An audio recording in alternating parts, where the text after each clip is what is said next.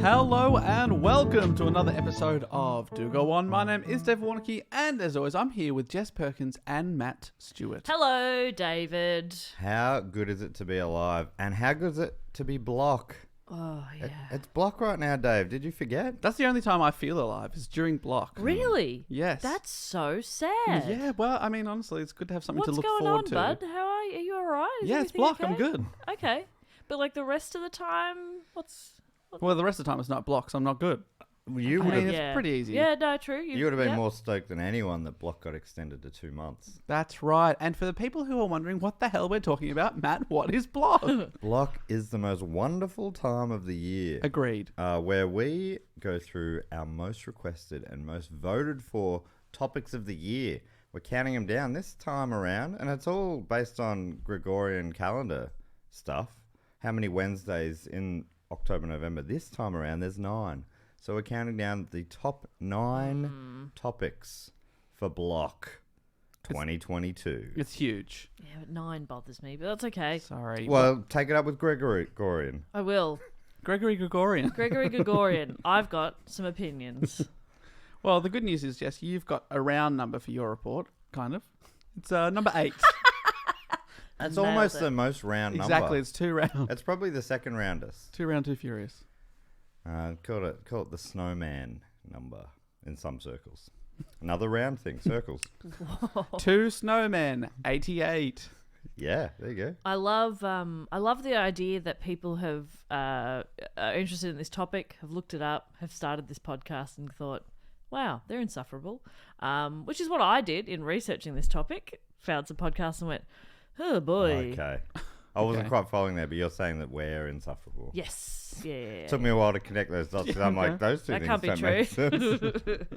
No, but like stick with us. It's going to be a lot of fun. Isn't it funny how new people on a new podcast to you, insufferable. When you get used to them, they're like old mates Yeah. who are insufferable. Isn't But that you put up with it. That's beautiful, right. isn't it? Push through the pain. You get to know them. You think, oh, this is just how they are. Yeah, it's not their fault. That's okay. That's all right. That's fine. Yeah, and for anybody who's just joining us for the first time, we usually start with a question. That's Are right. you two ready for a question? Well, I mean, do we need to explain the show any further? It's one of the three of us goes away and researches a topic usually suggested by a listener. During Block, it's been suggested by a lot of listeners. Mm-hmm. And, bring the research back and then tell it to the other two. Kind of like a school report, an oral presentation. That might be the best that you've ever done explaining it. Really? Well, saved it for Block. Yeah. And then we normally get onto the topic. The report giver gets on the topic with a question. This week, Jess is doing the report. That's right. What is your question, Jess? My question is, which over-the-counter medication was the center of a nationwide panic in the US in the early 1980s? I think panic's a clue there. Panadol. Panic doll. Ooh. Panicdol. Well, I guess it's kind of true. It was Tylenol, which is Which paracetamol, Which rhymes which with? is Panadol. Right. So American Panadol is Tylenol. Well, Tylenol's just the brand name. Oh, wow. Panadol's just a brand. It's just paracetamol. Paracetamol. It's one of those words that the more you say it, it starts to sound a little ridiculous. The more you say it, the more it rolls off your tongue. Paracetamol. There's The another first one. time you say, oh, yeah, paracetamol, obviously that's a normal word. But then you start to say paracetamol. You know another name for paracetamol is acetaminophen? Is that somehow more ridiculous? Yeah, Acetaminophen. acetaminophen. Both of them sound like a grade 2 learning what syllables are. Yeah. Paracetamol. Acetaminophen. I love clapping syllables.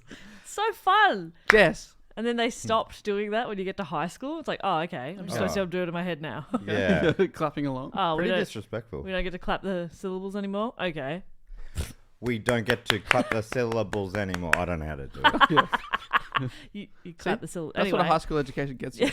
nothing. Some people brought it back on Twitter, though, with those emojis. Those are clapbacks. Yeah, that's true. That's I very assume true. that's what they're doing. They're counting their syllables. So yeah, the Tylenol. I'll just start that again. Okay. Right from the top. Dave? Hi, everyone. Our topic today, and the number 8 most suggested topic, or the voted on topic for Block, is the Tylenol Murders. Ooh. Really? I've heard of the Tylenol Murders, but I always assumed Tylenol meant something like it was like a full-on drug, but it's just a pretty... It's paracetamol. I had no idea Right. either. It's Wow. Over-the-counter pain med. Oh, jeez. Yeah, pretty gentle. Just use it for... And then murdering people with it. You just use it for a little headache. Sounds like you should get a prescription if you're going to murder someone. That's a great point. Just saying. This has been suggested by a few people. It's been suggested by Jen Wood, Abby Wazinski, Damon, Lewis Angle, Alex Bacci, Lauren, and Nicola St. John. Oh, fantastic How name. good's that name? They're all good, but St. John is a fantastic surname. So let me tell you about it, shall I? Please. Wednesday, the 29th of September, 1982. Where were you? This just turns into like a, Take me back. Where were you? an interrogation really quickly. Because I've got video evidence that says... Interestingly enough, You went there. I think you might have been in Chicago. Imagine eventually we'd get suggested a topic that implicates one of us in a really big crime. But the other two don't know, so somebody's just doing a report and one of us is just sweating. Yeah. Matt, you haven't said anything for about 25 minutes. The only suspect was a tall, red-headed man with a beard Oh, thank God it's not wearing me. a St Kilda Football Club Okay. Yeah, that could be anyone. in the Brunswick area. Matt just starts talking about how hot they sound. Wow, it sounds, Whoa. sounds really attractive. I'd fuck that murderer. They sound cool, but also sound innocent to me. 1982. Well, I was already decades and centuries old. That's right, yeah. You should put the decades first. Interesting.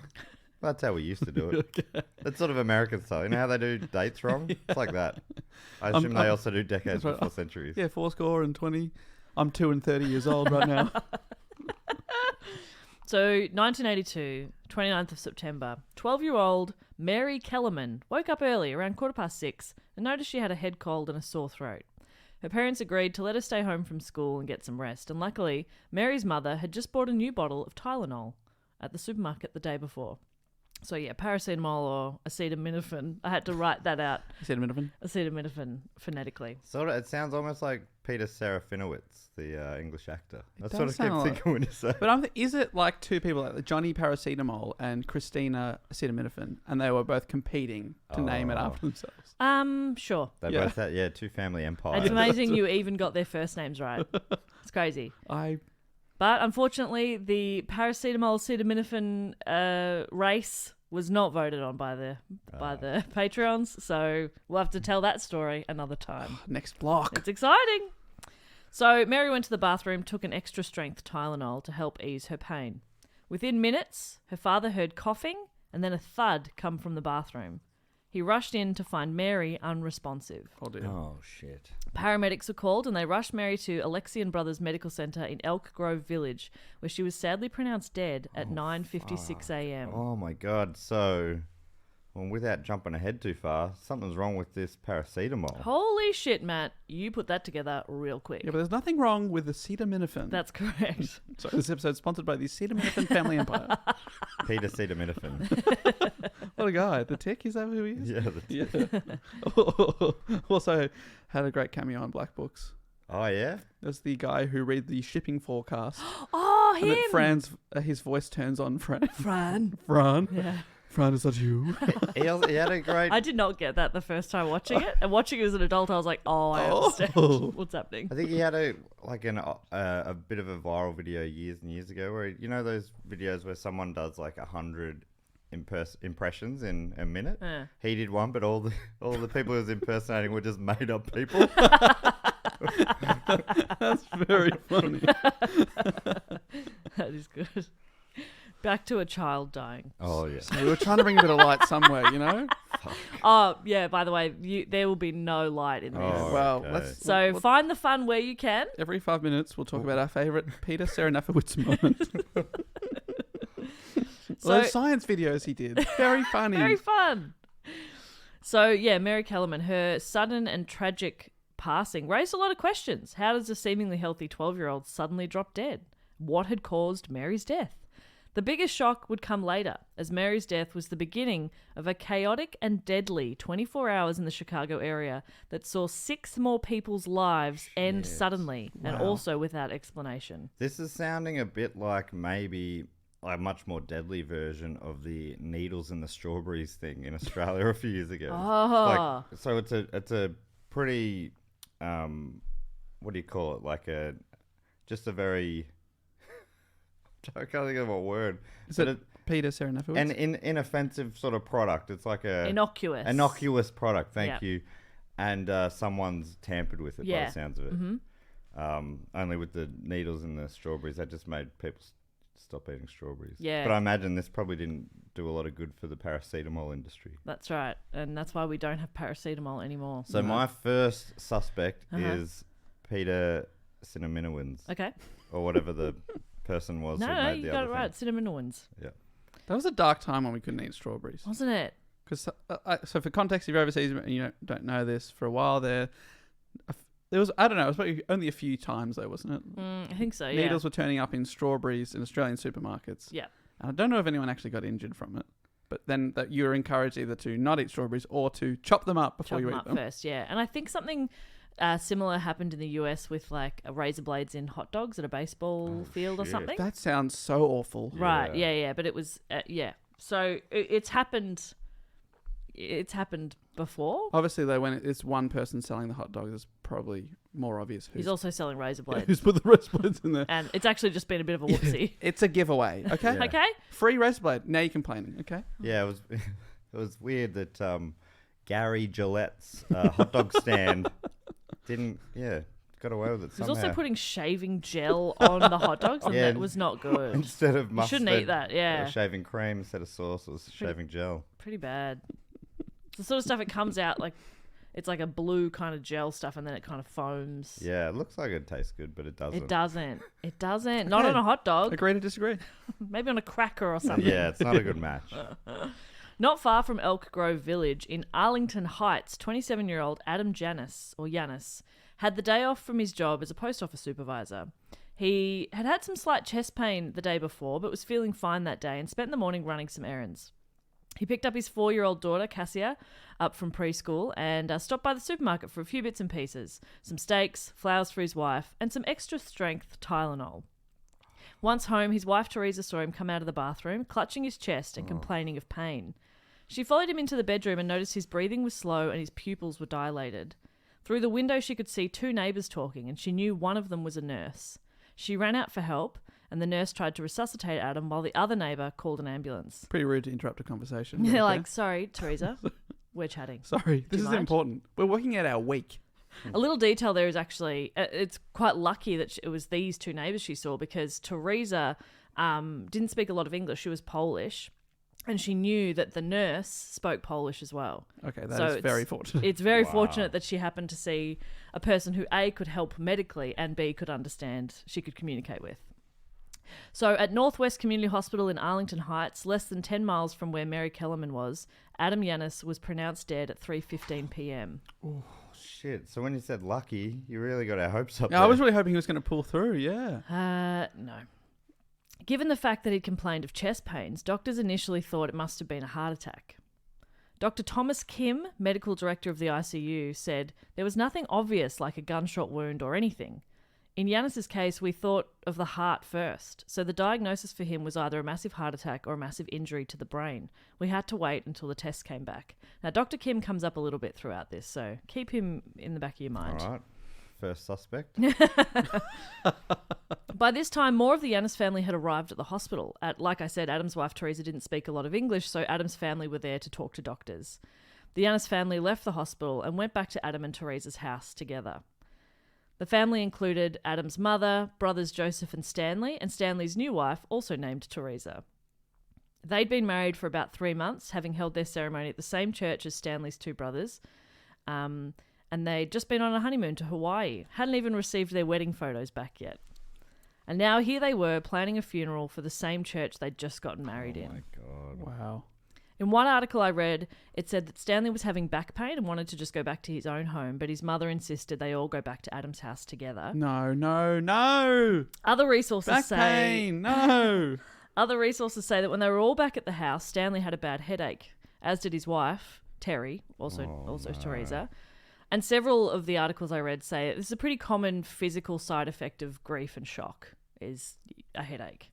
So they went together to the bathroom in Adam's house and each took some extra strength Tylenol. Moments later, Stanley emerged, clutching his chest. He collapsed, his brother Joseph catching him on the way down and easing him onto the floor. Terry complained her chest hurt too. I found this amazing article from the Chicago Tribune. It was only published a few days ago at the time of recording. It's by Stacey St. Clair and Christy Gotovsky.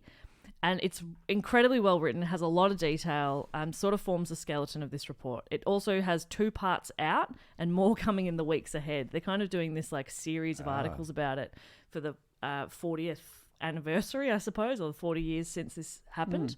So there's a link in the show notes if you want to read the whole series. It's amazing. So this is quoted from that article. The firefighters and paramedics at Arlington Heights Station 3 were making dinner when the call came in about a man down. When the dispatcher gave the address, they looked at one another in disbelief. The station's paramedics had just been there a few hours ago for a man down, and that man had died. Fire Lieutenant Chuck Kramer ordered an engine to follow the ambulance to the house. It was unusual for bigger vehicles to respond to a medical emergency, but 2 calls to the same address in less than 6 hours was alarming. As we were coming down the street, there were crowds of people, said Kramer, who was in the trailing fire truck. As we pulled up in front, I started to go up to the house and I can hear screaming coming out of the house. Inside, paramedics were trying to revive Stanley as he lay on the floor. One of the medics looked at Kramer with fear in his eyes. This is the exact same thing that happened to the man this morning, he told his lieutenant, and we lost him. Terry grabbed Kramer's shoulder for support. Then she groaned and fell to the floor. Kramer assumed she'd fainted, but when he turned her over, he knew it was something far more serious.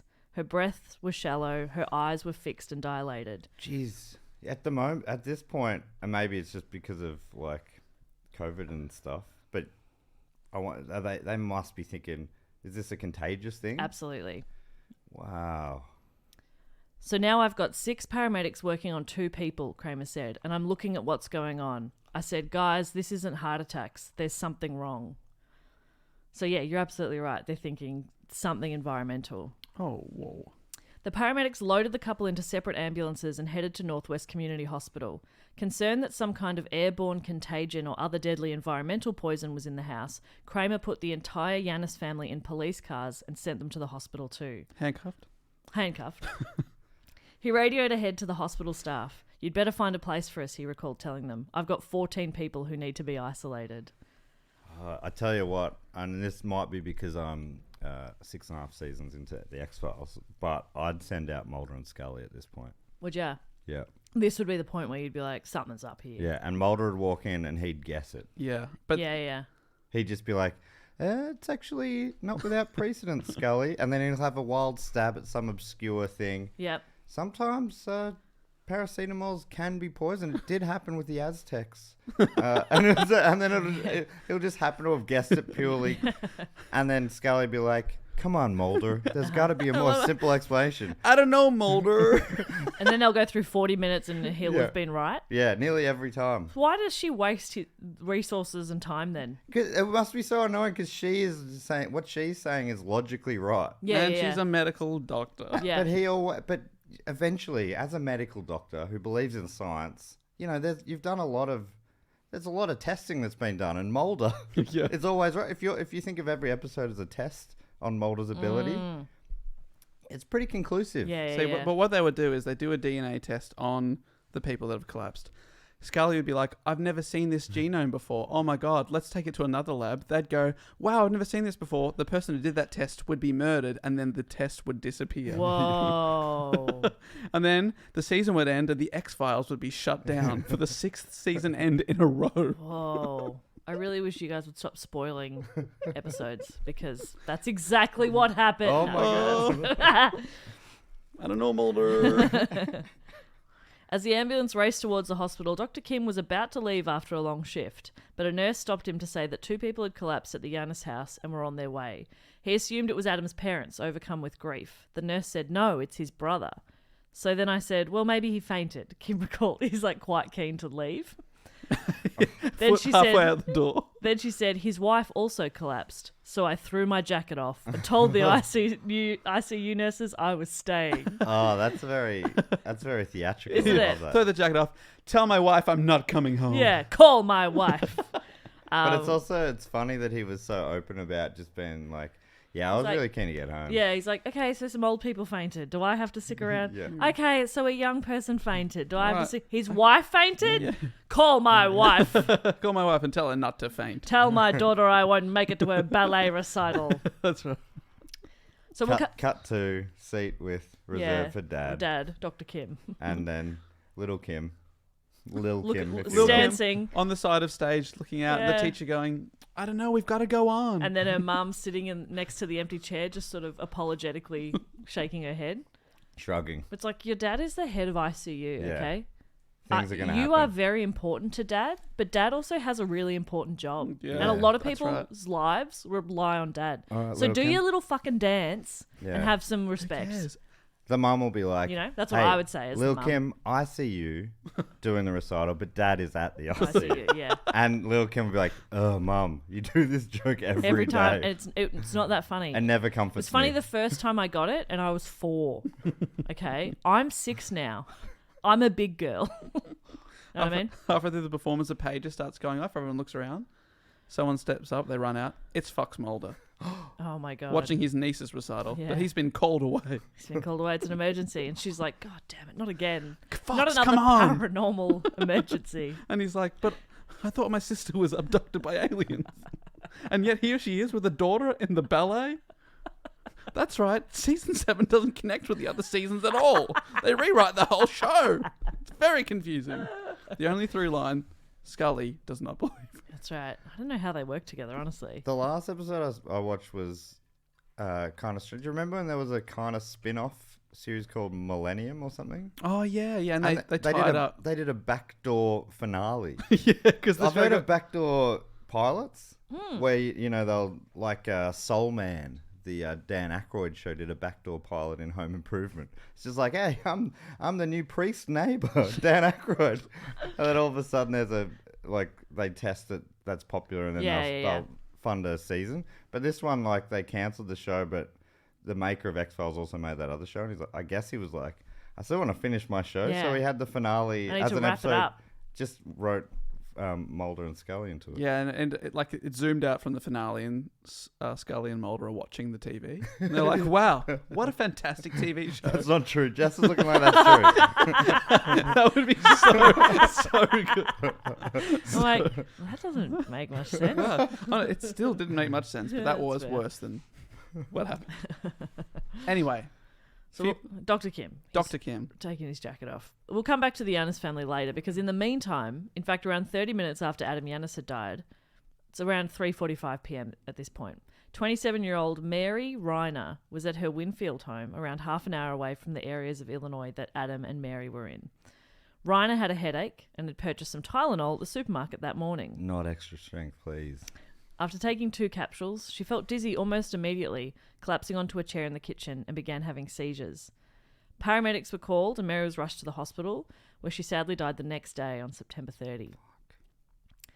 3 hours after Mary Reiner had taken a deadly dose of Tylenol, another Mary, so we've got 3 Marys now, 31-year-old Mary McFarland from Lombard, 20 miles away, was working at the Illinois Bell telephone store in the Yorktown shopping centre. She's in a mall. It's around 6:45. She stepped into the break room to deal with a headache. In fact, the company had a jar of generic pain pills for their staff, but Mary had a bottle of Tylenol in her bag and she decided to take that instead. Oh, I'm not going to take that generic Oh, shit. no. I'm starting to wonder, is the killer targeting Marys? And if so, yeah. Like it's weird that it's the Tylenol. I've had 3 Surely Marys, You call 3 it Yanises. the Mary Tylenol murders.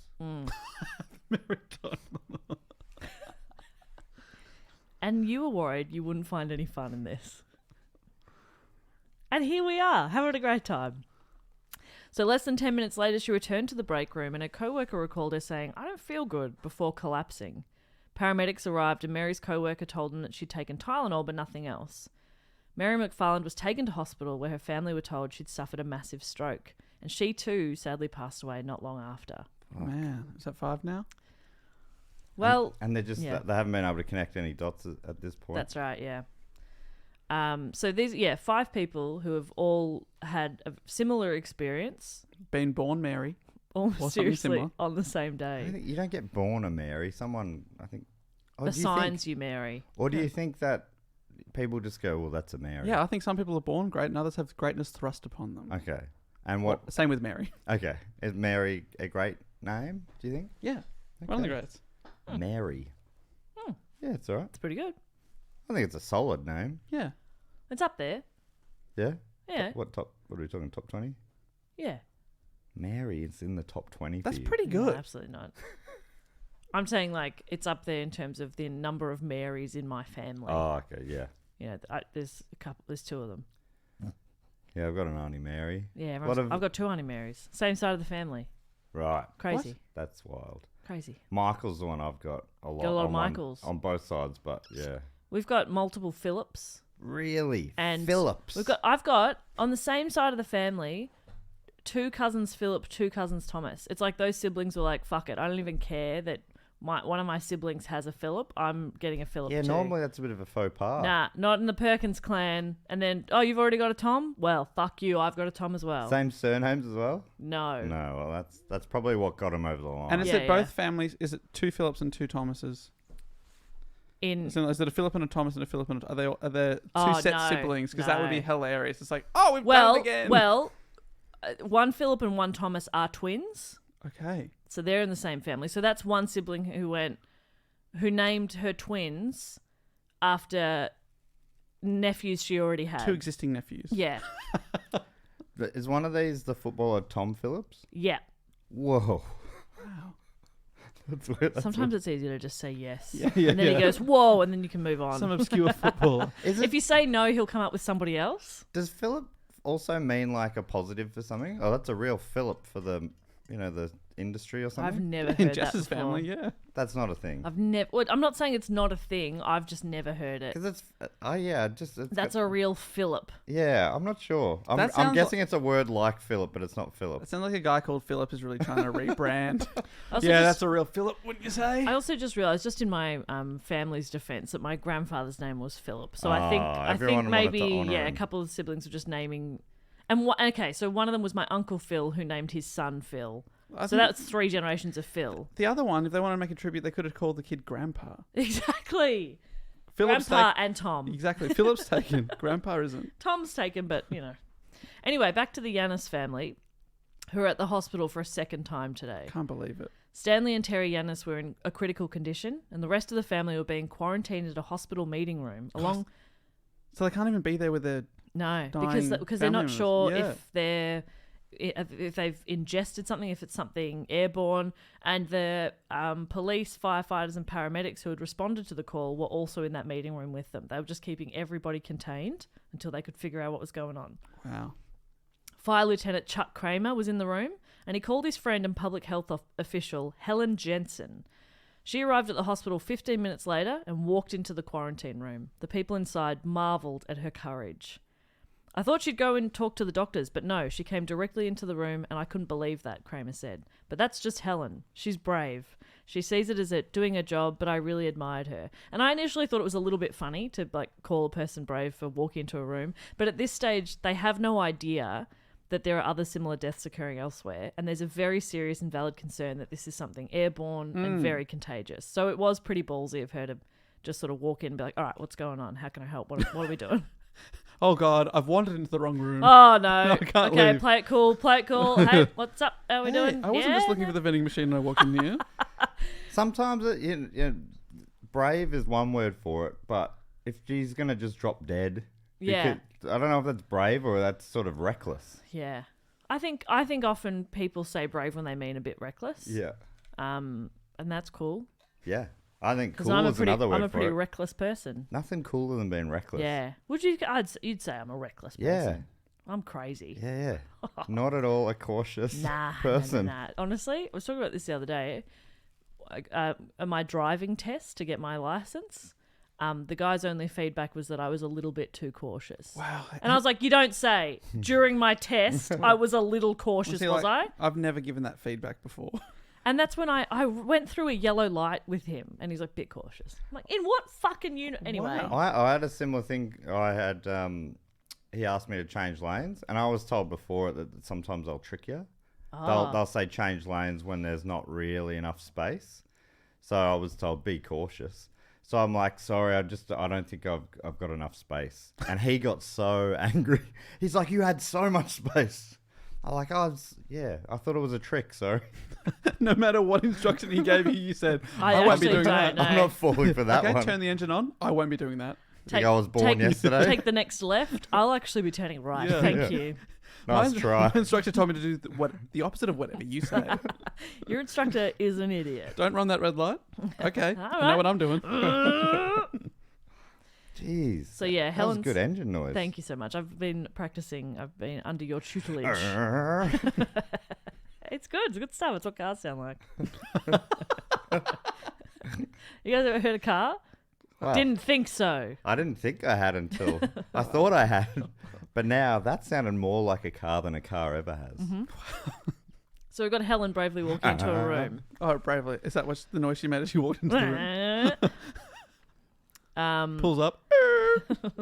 How we doing? She skids in.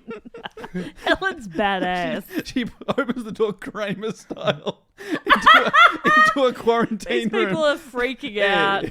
They've had the worst day of their life. She's bursting into the room.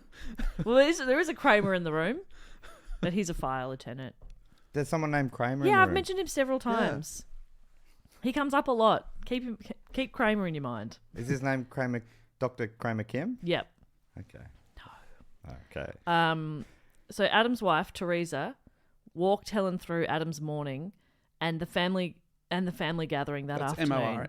Morning. His morning. Not his Morning. Well, Gotcha. he's Adam's The rest of- Adam's the one who died. Yeah, earlier I'll in walk the you through day. his morning and I'll walk you through our morning.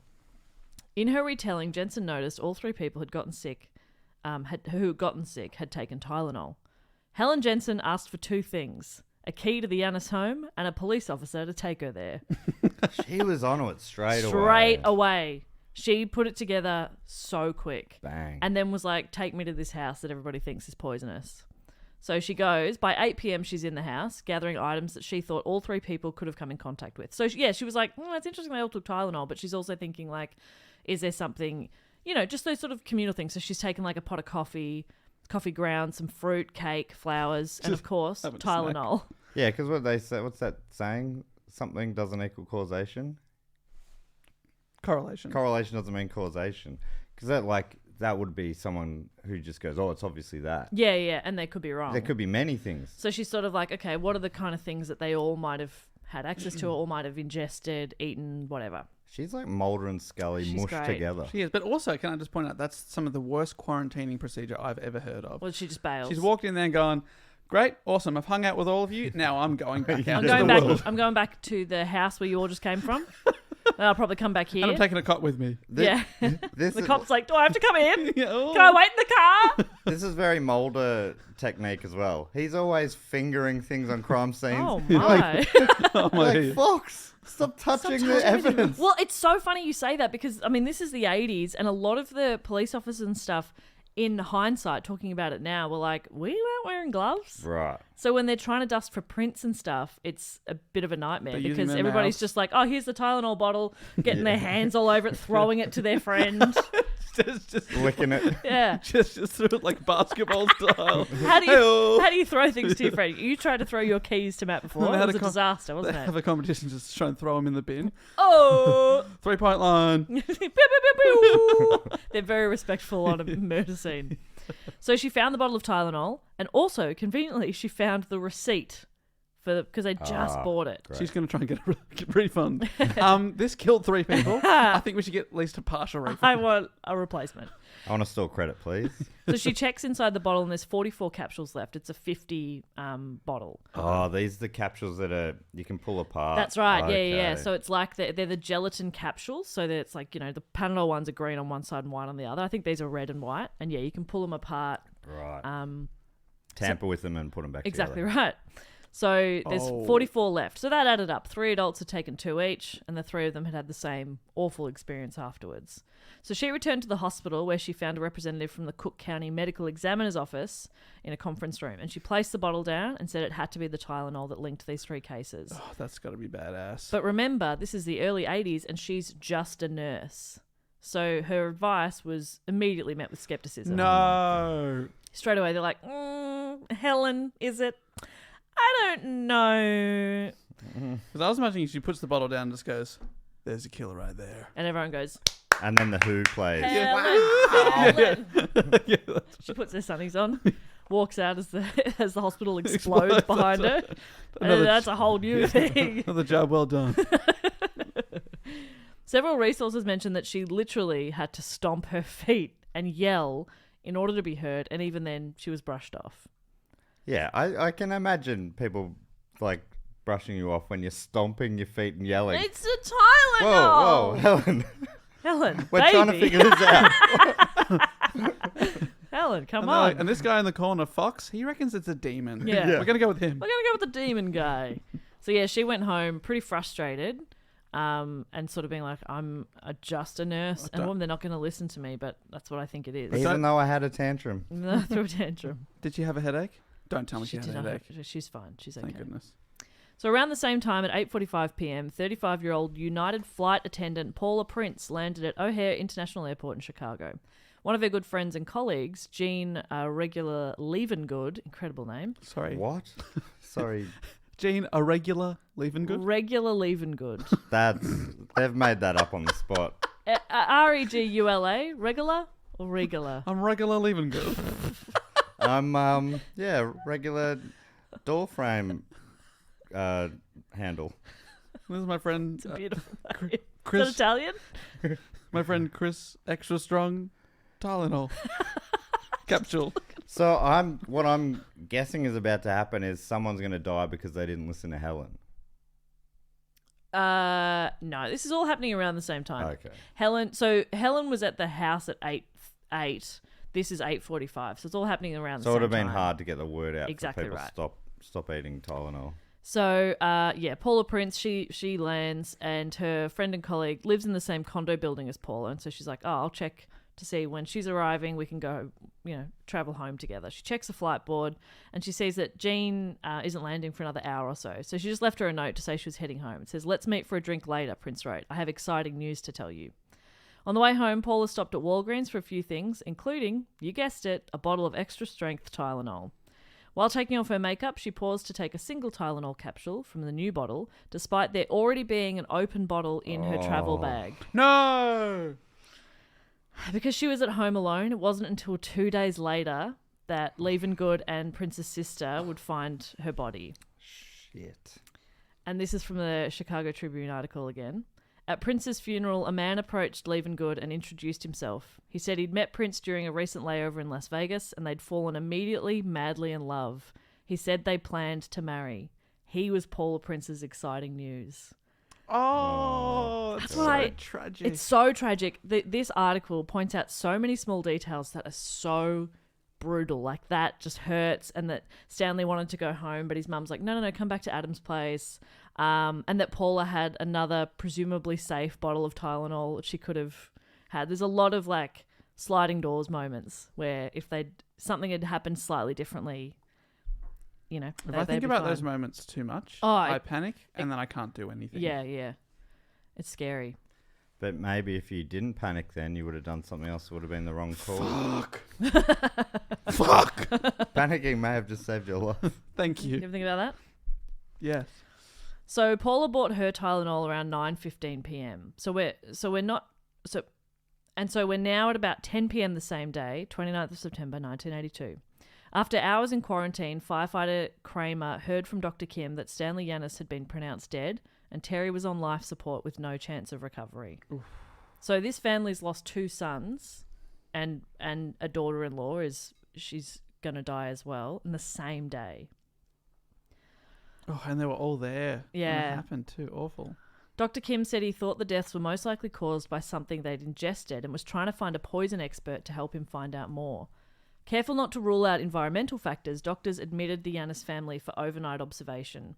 And this is another one of those little details that this article just really hits you. Like Joseph Yanis, the older brother, shared a room with his sister Sophia, and the siblings passed a sleepless night, afraid they wouldn't wake up if they fell asleep. I was just looking at my sister and she was looking at me to see if we were still alive, he said. I thought we were going to die too. Because they have no idea. Oh, you'd be grieving, you're terrified. Your siblings have just died. You have Yeah. no idea why. And you're like, is there something in the house that's going to kill us as well? Terrifying. On the way back to the firehouse, Lieutenant Kramer notified dispatchers via radio that his station would be out of commission until further notice. He told... So the family had to quarantine in the hospital, but all of the first responders were told to go home, but they had to like deep clean the trucks and, you know, like try to make sure just in case that it wasn't anything on them. So he's like, don't send us any jobs for a bit. We're offline. Shortly after that, his phone rang. It was a friend of his and a fellow Arlington Heights fire lieutenant, Phil Capitelli. Capitelli asked what was up and what had happened that would cause an entire station to shut down, because he'd heard it on the radio. Kramer told him about the family and their mysterious illness. They didn't have anything in common, Kramer told his colleague, except that they'd each taken Tylenol. This information clicked with Capitelli. His mother-in-law worked with the 12-year-old Mary Kellerman's mother, and he had heard about her death earlier that day. He told Kramer about his inquiry into Mary Kellerman's sudden death and that she'd also taken Tylenol moments before collapsing. Wow. Oh my God, it just hits you, Kramer recalled. Someone is out there indiscriminately poisoning people. So they've put it together in the first 12 hours. Which is rare in these sorts of stories. You know, it's often ages later they're like, but now they're really quickly putting it together. But I guess there's that chance thing that he seemed to know both parties. Exactly. Amazing. In Exactly. this massive city And with millions of people. It's Capitelli's day off and he's just listening into the radio anyway, as he was known to do. Happens to hear the first one and his mother-in-law knows the mother of the daughter. You know, it's... Capitelli, a bit of a radio listener. Yeah. Known for it. Known for it. Yeah, crazy. So Kramer then called the Elk Grove Village Fire Department and spoke with a paramedic who had treated Mary Kellerman. Through their conversation, Kramer learnt that Mary Kellerman's symptoms were the same as the Yanis's. So he called the hospital and confirmed what Helen Jensen had been trying to tell people. There's something wrong with the Tylenol. Now, Dr. Kim had treated cases of acetaminophen poisoning before, but this wasn't that. He consulted with several poisoning experts and scoured his old medical school textbooks. He paced back and forth in his office, thinking and ruling out various causes. In the end, there was only one substance that he could think of that killed people so rapidly after being ingested: cyanide. Oh dear. His hospital couldn't test for cyanide at that time, so he found a 24-hour lab in Highland Park. He put 2 vials of blood, one belonging to Stanley, the other to Terry, in a cab and gave the driver instructions on where to take them. Just put him in a cab. Wow. Just sitting on the front seat next to him. Yeah, and the cab driver's like... Buckle up. Meanwhile, an Elk Grove Village police officer brought the Tylenol bottle from the Kellerman home to the hospital and gave it to Nicholas Pishos, an investigator with the Cook County Medical Examiner's Office. Pishos already had the bottle left by Helen Jensen. Both bottles had the same lot number, same batch. Pishos called his boss, Dr. Edmund Donahue, Deputy Chief Medical Examiner for Cook County. Donahue, who was at home, told him to open one of the bottles and smell inside. Anyone know what smell we might be looking for? Oh, is it almonds? It is almonds. I was going to guess cyanide. Which smells like? Cyanide. Cyanide. Yes, I think don't we're really know what Probably both correct. Technically. Yeah, he's not What wrong. is this? We're starting to think it's a nut allergy thing. It's a nut allergy thing, yeah. But just almonds. This Just is how- a high-class nut. This is how we discovered that people can be allergic to nuts. Before that, we had no idea. Whoa. We, as humans. When Pishos poured out the capsules, he caught a strong almond scent. I mean, that's hard to resist. The second bottle produced the same bitter smell. Donahue's suspicion was confirmed. He knew instantly the odour was cyanide, a notorious and rapid-acting poison that cuts off oxygen to red blood cells.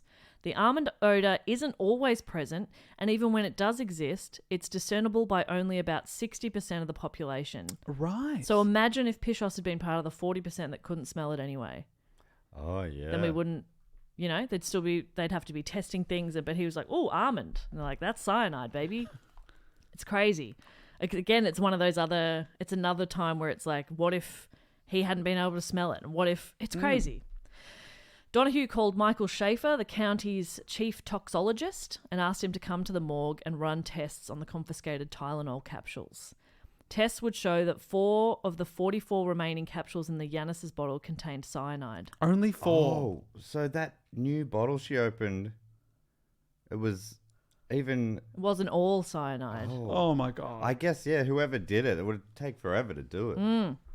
So just put 6 on top. So or even the something. fact that they all happened in the same day is pretty wild, right? It could Yeah. have just slowly happened over months, and then it would have been a lot harder to put together. Yeah, if exactly. they were happening more Harder sporadically. to link it to something. Tests would show that 44 contained cyanide. 4 of the 44, sorry. Records indicate each capsule had between 550 and 610 milligrams of the poison, nearly 3 times the amount needed to kill someone. So it's strong as well. Shit. In the early hours of September 30, a technician from the 24-hour lab in Highland Park called Dr. Kim to tell him that her tests had found massive amounts of cyanide in Stanley and Terry's blood. So it confirmed that it was cyanide poisoning and from the Tylenol. With so many of these stories, it often takes ages for authorities to figure out that there's any link, like we were saying before. But already, some very savvy and dedicated medical professionals and first responders had pieced it together very quickly. But now it was a case of getting the info out to more people. The first news related to the Tylenol poisoning broke when a reporter for the City News Bureau, a famed Chicago news organization that operated Oprah. 24 hours a day, it was Oprah, published a bulletin. The bulletin, based on a tip received by overnight editor Rick Bart, didn't mention specifically Tylenol, and the City News reporter John Flynn Rooney, what a good name, couldn't get anyone to confirm those details. But they got a tip. I think I had it written somewhere. They essentially had a tip that like a headache medication. Wink, wink. Yeah. But they couldn't get them to confirm that it's Tylenol. But the editor, Rick Bart, recognised that this was potentially very dangerous to the public, and he urged his reporter, Rooney, to keep digging. Bart also called his best friend in the middle of the night because he knew that his friend took Tylenol for his knee each morning, and so he warned his friend, skip it, don't take Tylenol tomorrow morning. All I could think was how many more people could be at risk if the news didn't get out by morning, Bart said. So shortly before sunrise, Rooney managed to nail down the story, and at around 5:30 a.m., City News reported that the medical examiner's office was attributing 3 deaths to an unnamed headache remedy, and a news conference would be held later that morning. And there's this detail in the Chicago Tribune article again. The story was immediately picked up by local radio stations, including the one Helen Jensen's husband listened to before work. When he heard the news, he woke up his wife. "You were right," he told her. "It's on the radio. It's the Tylenol." So she was right. She was right. Unfortunately, she needed a couple more men to confirm it before anybody believed her. But still, at least it wasn't days, weeks, months until she was finally proven right. It was like hours.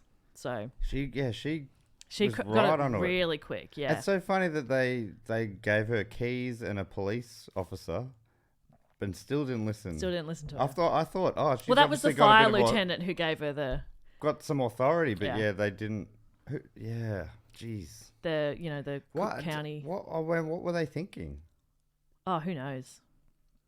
It sounds like she Had put it all together. Put it together. She could spell it out. Yeah. But they were like, I don't know.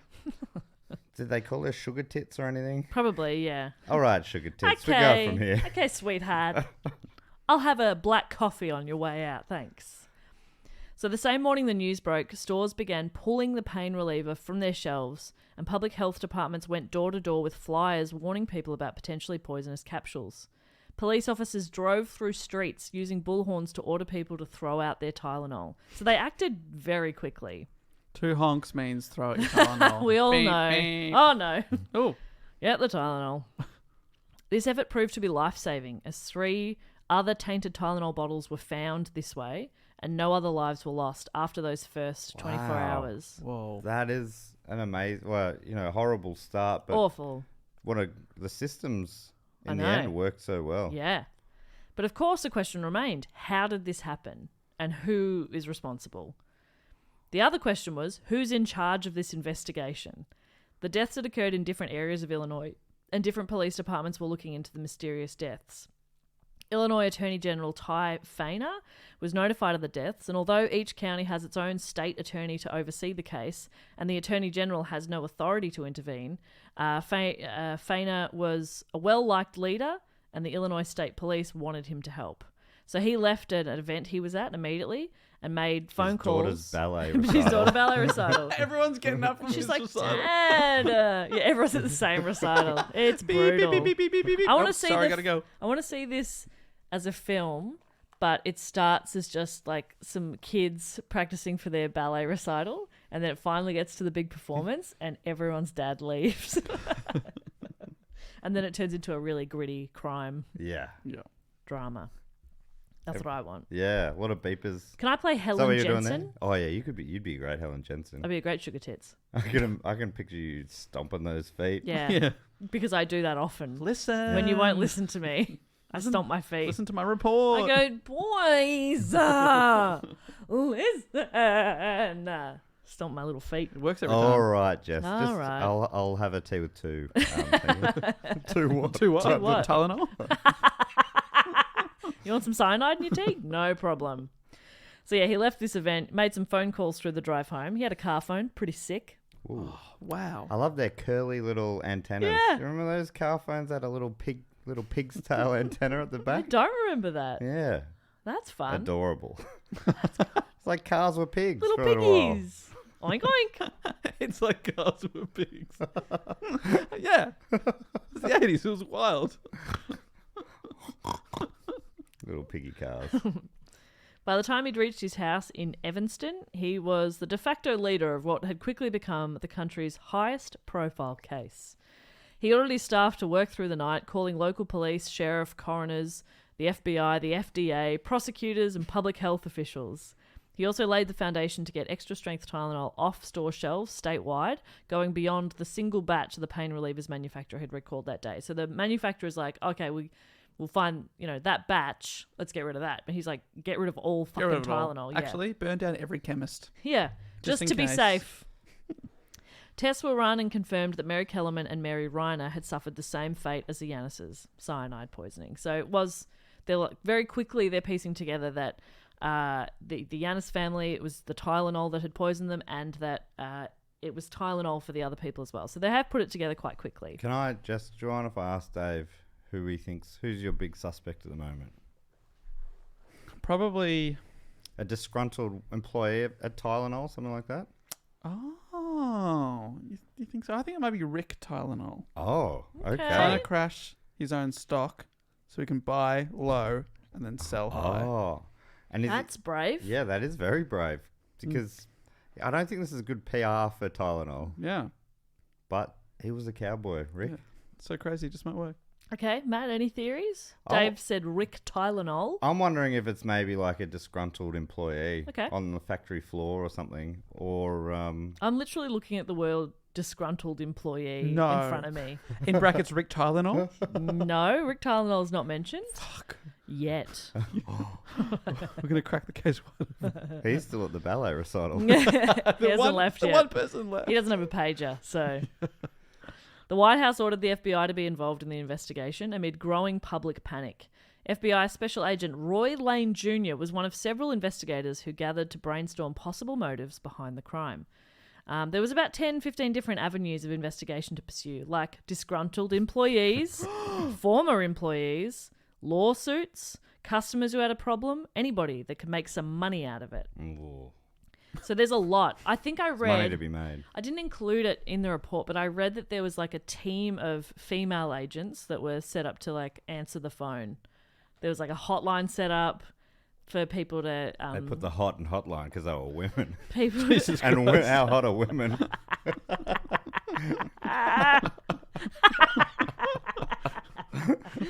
How hot are women? Am I right, fellas? Matt's new catchphrase. How hot are women? How hot are women? He is the feminist of the And pod. you're always reaching for a high five. Huh? You guys ever seen a hot woman? Yeah. Like every woman? Everyone. Yeah. I love them all. Woo! How hot are women? Yeah, all right. I mean, I suppose you are supporting women, kind of. in Kind that of. Situation. I mean, we're sort of reclaimed. Yeah, I guess Oh. so.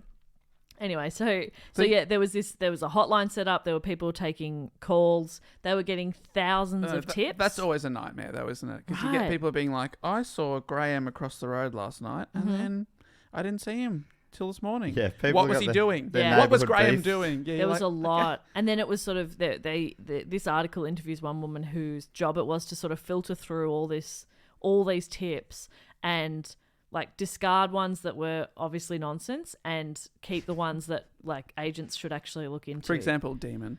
They're like Fox Mulder's like, yep, I'll be right there. I'm gonna put that on the maybe pile, and I'm gonna hand this one off He's first. nearly never know, wrong. he's Like never 99% of the I know. time, he's spot on. But it would be a mini. There would be it'd be a web series of like 5-minute episodes if people listen to him at the start, you know, because he Yes. calls it so quickly. That's true. So you gotta be like, nah, and then he's right. All right again. Yeah. And when will they learn? Among the earliest priorities was 24-hour surveillance outside the victims' homes on the assumption that someone who killed anonymously would want to see the results of their work and might drive by the house. Following the same theory, investigators took pictures of everyone who attended the victims' funerals and set up time-lapse cameras at grave sites to see if they could capture anyone acting unusual.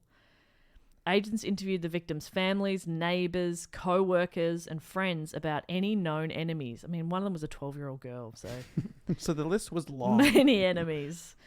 Each person underwent a rigorous background check. Relatives, including 2 who took polygraph tests, were quickly eliminated from suspicion. So like, okay, it's not any relatives. Not Auntie Jill. Hopefully not based on the polygraphs, aren't they? They've been debunked as... Have they? Yeah, aren't they bullshit? Probably. Oh, no. Yeah, trying to discredit it. Yeah, no, these are bullshit anyway. That's Matt really determined It's not going to off the take scale. This whole time we wear them every week. Just to keep us honest. Just on this silly little podcast. I think that's dumb. I think it's a great idea. So it's funny that they're thinking enemies because it feels like it was quite random. Yeah, who yeah, was gonna- exactly. If it was just that one family, with just that one bottle, you'd be like, okay. Yeah, like yeah. This 12-year-old girl Yeah. isn't related to the woman who's come to her apartment. And they're all at the spread out. airport, from Like the it's airport. all Yeah. around the Chicago area. They're close-ish to each other, but like, you know, it's quite widespread. Investigators quickly dismissed the possibility that the killer was targeting a single victim, obviously, because there was 7 Unless victims. You do it to target one, and then to cover your tracks, you kill the others. Okay, spoken yeah. like a true serial killer, David. Exactly. Thank you. Interesting. Well, I don't think she meant that as a compliment. Well, Thank you. Sorry, Jess, don't want to talk for you. Did you mean that as a I compliment? meant it as a compliment. Oh, sorry. thank you. Apologies. And also, how hot are women? Oh, this is what I'm trying to say. Am I right? The polygraph. Bing, bing, bing, bing, bing, bing. So yeah, not that they've dismissed that the killer was targeting a single victim, and the other bottles were contaminated to make it harder to solve that murder. So essentially, what you're saying, Dave, it's like they're going, no, it's not that somebody's killing one person and trying to cover up their tracks. Oh, okay. Authorities were convinced that the killer didn't know any of the victims. In keeping with that theory, the task force contacted hospitals to ask about anyone treated for poison burns or symptoms in case the killer became ill or injured during the spree. So maybe, accidentally ingested some of the cyanide or whatever. Fell over. Fell over, got a scraped knee. Yeah, everyone in the hospital's the suspect. Oh, a sprained ankle. Interesting. Ever heard of cyanide? No. Would I be a good cop? Yeah. Yeah, you'd be terrifying. Do you reckon? Ever heard of cyanide? What the hell are you talking But about? I would conduct all of my interrogations at a gym where I'd just be leg pressing Yeah.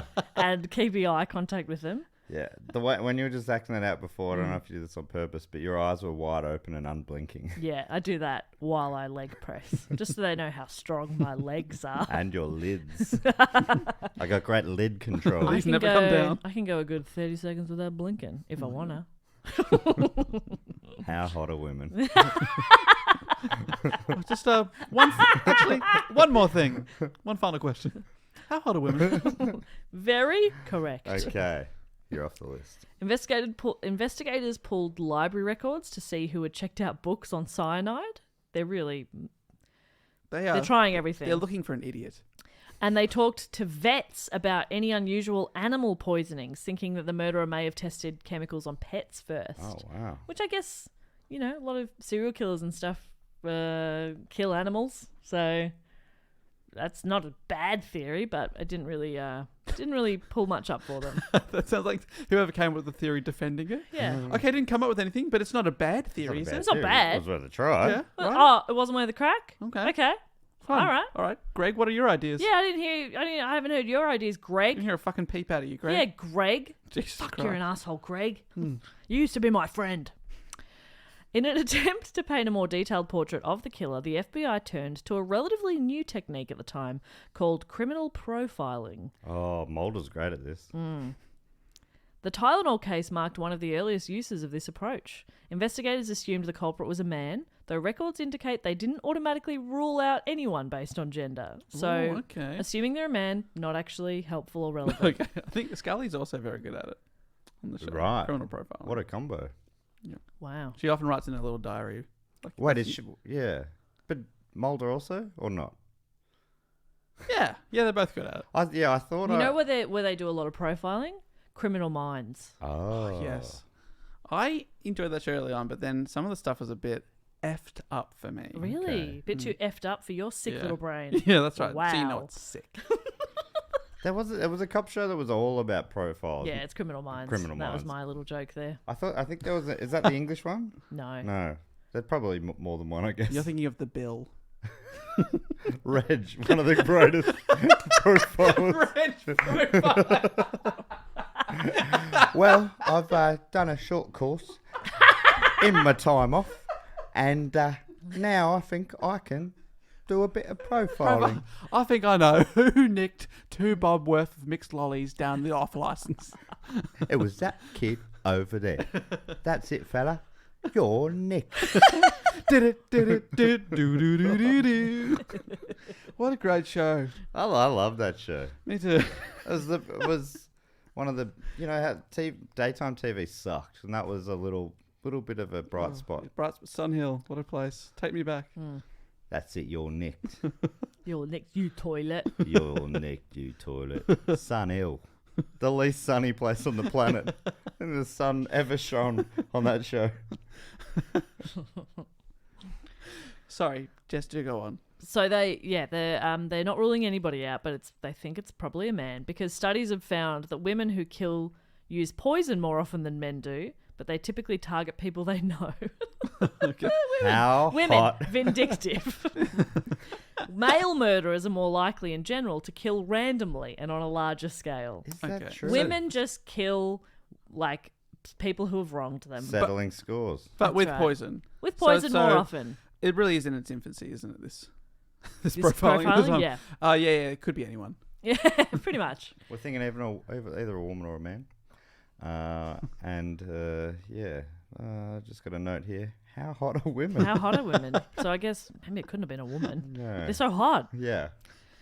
The profilers predicted the culprit's past likely included treatment for mental health issues and an attack on his parents. I don't know why. He also would have likely had a history of animal cruelty. So they've got some bullet points of what they're sort of looking for. About a week after the deaths, a handwritten letter was sent to Johnson & Johnson, the manufacturers. Oh. It read, "Gentlemen, as you can see, it is easy to place cyanide, both potassium and sodium, into capsules sitting on store shelves. And since the cyanide is inside the gelatin, it is easy to get buyers to swallow the bitter pill. Another beauty is that cyanide operates quickly. It takes so very little, and there will be no time to take countermeasures. If you don't mind the publicity of these little capsules, then do nothing. So far, I have spent less than $50, and it takes me less than 10 minutes per bottle. If you want to stop the killing, then wire $1 million to this bank account." Right. So it was all for the cash. Or for that sweet, sweet cash. Or is someone just trying to take advantage? Well, step in. Interesting. bloody hell, you two would be a great crime duo. In that you do most of the work, Dave, but Matt Okay. Matt Matt walks around going, yeah, and supports women. Matt has an idea. Dave says the opposite, and Matt goes, yes, Dave, yes. Well, okay. I think that's that's probably reduced some of the work I've done on this case down to just the ums and ahs. But Yeah, that's right. fair enough. In fairness, I thought it was Rick Tylenol. Hey, we still don't know that it's not Rick Tylenol. Exactly. I'm hoping you know one way or the Matt other. thinks it's disgruntled employees. I'm making this up as I go. Matt, can I just ask you a question though? Who's hot? It's hard to put a finger on it, but let me just say, if we're speaking broadly, I'm going to go with women. Bing, bing, bing, bing. So Johnson & Johnson, they're obviously very concerned, of course. Both of them are. Johnson & Johnson both. They're worried this is a legit letter and that the culprit would continue to poison medication. So they're willing to pay the ransom. But the FBI says, no, hold off. Instead, turning their attention to finding the letter writer. Eventually, they trace the letter to a man named James William Lewis. The bank account details were linked to a business that his wife had previously worked for. Apparently, the last paycheck had bounced due to a lack of funds in the business account, and Lewis had provided those bank details, hoping to get some revenge on his wife's former employer when the money entered his bank account, therefore implicating him in the murder of 7 people. Oh my God, James, you psycho. Absolute psycho. Evidence suggested Lewis and his wife had left Chicago for New York around a month before the deaths, and therefore it was very unlikely he was responsible. He owned up to writing the letter, but said, I got nothing to do with the murders. He was essentially, he'd had this idea that this is something he would do when an opportunity arose, and these poisonings happened a couple of months or a month later. So as in, like, check bounce. he planned to poison people? He planned to fuck his his wife's ex-employer. Oh, yeah, pretend to extort. Yeah. He was just hoping to Dwayne frame. and Dick Johnson. He just wanted to frame them. Yeah, he just wanted to get revenge at him. James, you diabolical. He was, That's however, dastardly, that Absolutely. plan. That's maybe one of the most dastardly plans I've heard. pretty dastardly. He was, however, arrested, tried, and convicted for extortion and sentenced to 10 years in jail Oh my God. for that letter. That'll show him. That'll show the old boss. Jesus. Another suspect was a man named Roger Arnold, who worked in a factory with the father of one of the victims, Mary Reiner. While drinking at a bar one night, he started to discuss his theories on the case and stated that cyanide wasn't even that hard to get your hands on. In fact, he had some back at his place. I've got some right here. The owner of the bar, a man named Marty Sinclair, found this to be suspicious, and he reported Roger Arnold to police. Police searched Arnold's home, finding weapons and chemicals, but no cyanide. With no connection between Arnold and the poisonings, officers charged him with a weapons violation and also for an outstanding warrant for an assault and let him go. So one thing he said wasn't even true. Yeah, I got cyanide. I got cyanide. He's just a blowhard at the bar. But he had all sorts of other weird shit. He's just a loser. And don't you think you can trust the guy behind the bar? Not if you're talking about a really high profile I reckon there should be some sort of like client confidentiality. Yeah. at a bar. Yeah. Exactly. It's like talking to a priest. I think you might be siding with the wrong person if you just let me get to the next sentence. That bar dogged him. Okay. Tell me about it. Well, the media attention caused him to have a bit of a nervous breakdown, and in the summer of the following year, he shot and killed John Stanisher, who was a computer consultant who was leaving a bar with friends whom he mistook for Marty Sinclair. So he planned The barman. to go and shoot the bar owner For ratting him out, and instead shot the wrong person. He is hopeless. Can't even get murder right. He was He was awful. convicted of the killing and served 15 years of his 30-year sentence for second-degree murder. So awful and so sad. Yeah, that's grim. The investigation continued, and authorities tried many different approaches to find the person responsible for the death of 7 people. In early 1983, at the FBI's request, this is crazy, Chicago Tribune columnist Bob Greene published the address and grave location of the first and youngest victim, Mary Kellerman. The story, written with the Kellerman family's consent, was proposed by the FBI criminal analyst John Douglas on the theory that the perpetrator might visit the house or gravesite if he were made aware of its locations. Okay. Right. Like, you don't think that he or she, the murderer, wouldn't probably be able to just find out? Yeah. You think they're sitting back going, I wish there was a way to find out who the victims were. I guess I'll never know. I can't. Know. Oh, it's been published in the newspaper. I'm assuming The criminals can find out things like that. Yeah, the address and also like which cemetery. Very strange. And then both sites were kept under 24-hour video surveillance for several months, but nothing came of it. I reckon if I was a criminal mastermind, I would definitely not think that was a trap. But okay. And That's actually really convenient. They published that information in for the me. fine print it said, and don't worry, it will not be surveilled. Yeah. You'll have complete and utter privacy. You get to the gravesite and there's like a big net above it. Oh, well, that's for. And below it, but that's covered in leaves. But the leaves are blown off a bit. You can see it's a pit. And there's a tiger down there. Trying to really get you. Yeah, it's so interesting. They were just like, they were quite desperate. They were trying everything.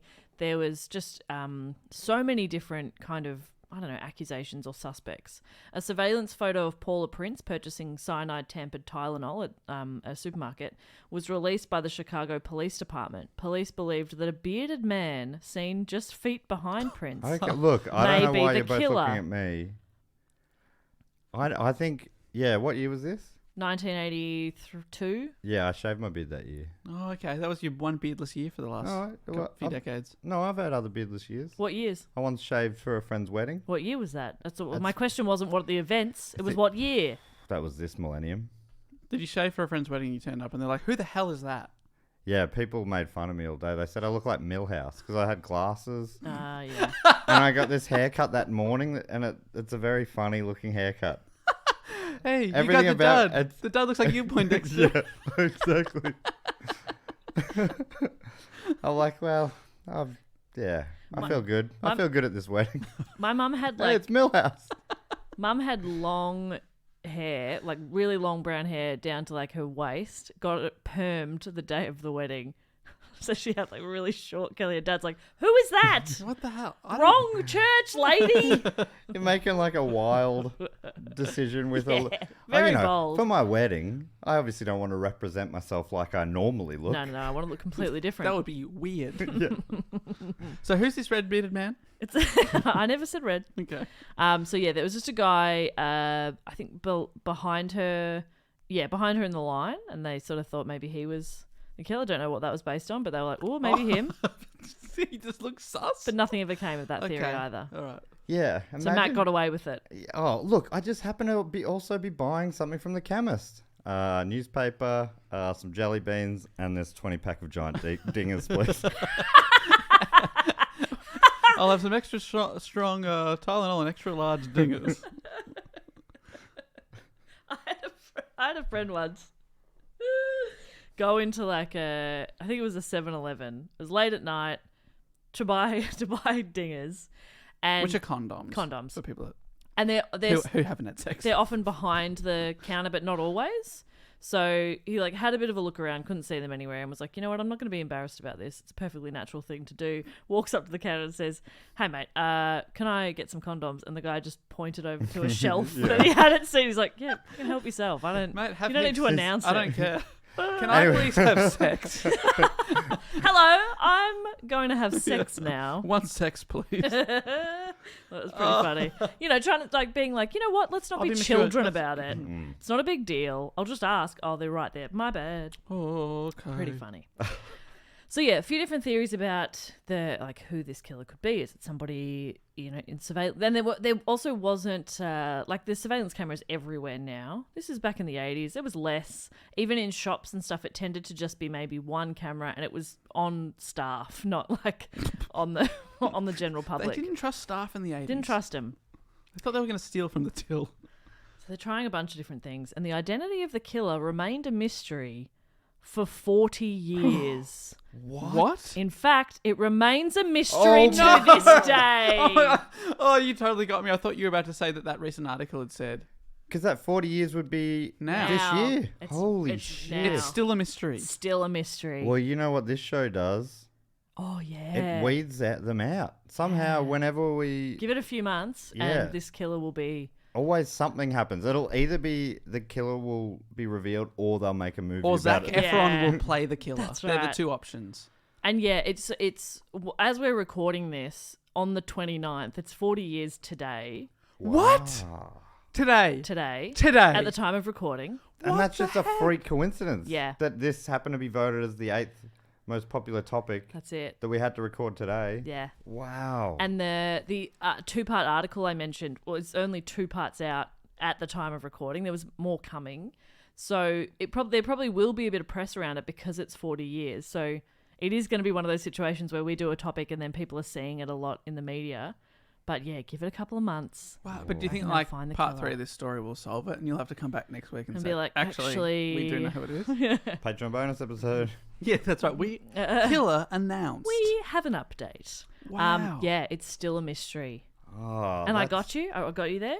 Absolutely. Yeah. I was Yes. thinking, holy shit. I was really hoping there was going to be someone paying for this. No satisfying Matt- conclusion. Matt was just hoping that someone was going to take the fall for him. No, Yeah. that's a ridiculous God, you're thing a to dog. say. I A thought you loved murdering dogs. dog. You love I don't like dogs. murdering ones. Yeah, we like nice dogs. I like nice doggies. Not killer dogs. Not bad doggies.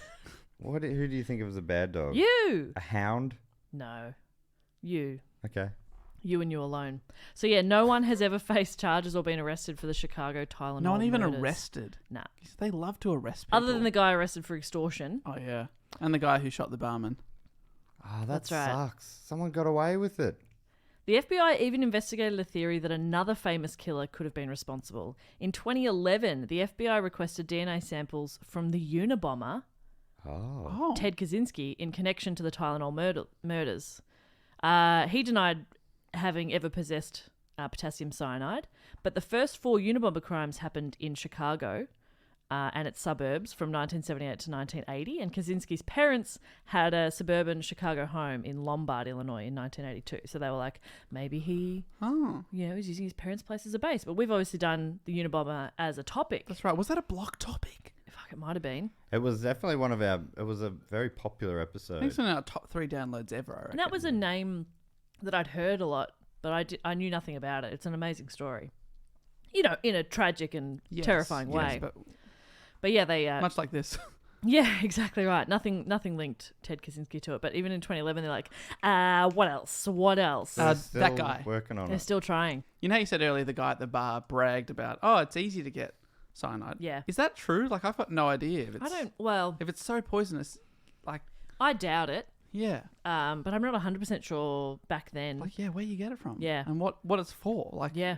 you know? Well, that's it. They were, I do remember reading something about like the manufacturing plant, going and checking their cyanide, and I'm like, why do you have it? Whoa. What have you got that for? Why have you got it? What's it used It for? must have a practical use. It must do, but Do you think Yeah. people are yelling at their iPods right now? probably chemists mostly. What if I Google it? What do you reckon? I think you'll go on a list, but you yeah, you go two for have it. a guess. All right. Practical use of cyanide.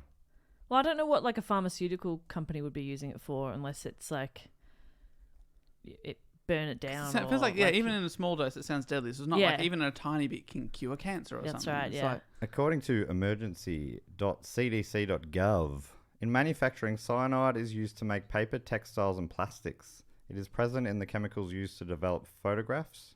Cyanide salts are used in metallurgy. Is that it? For electroplating, metal cleaning, and removing gold from its ore. Cyanide gas is used to exterminate pests and vermin in ships and buildings. So it seems like it's got a lot of there you go. wow, uses. that's interesting. Wow. But yeah, they even sort of were trying to figure out, how the killer actually did it. Like, did they just go into a store, buy or steal a bottle of cyanide, take it out, pull a few apart, and fill it? You know, it's like And then take it back. yeah, exactly. Put it back on the shelf. And I'm guessing that this is pre like those one-use seals Oh and my stuff. god, Matthew Stewart, your timing, perfection. Wow. Because one element of this story that we haven't talked about yet is the Tylenol manufacturer, Johnson & Johnson.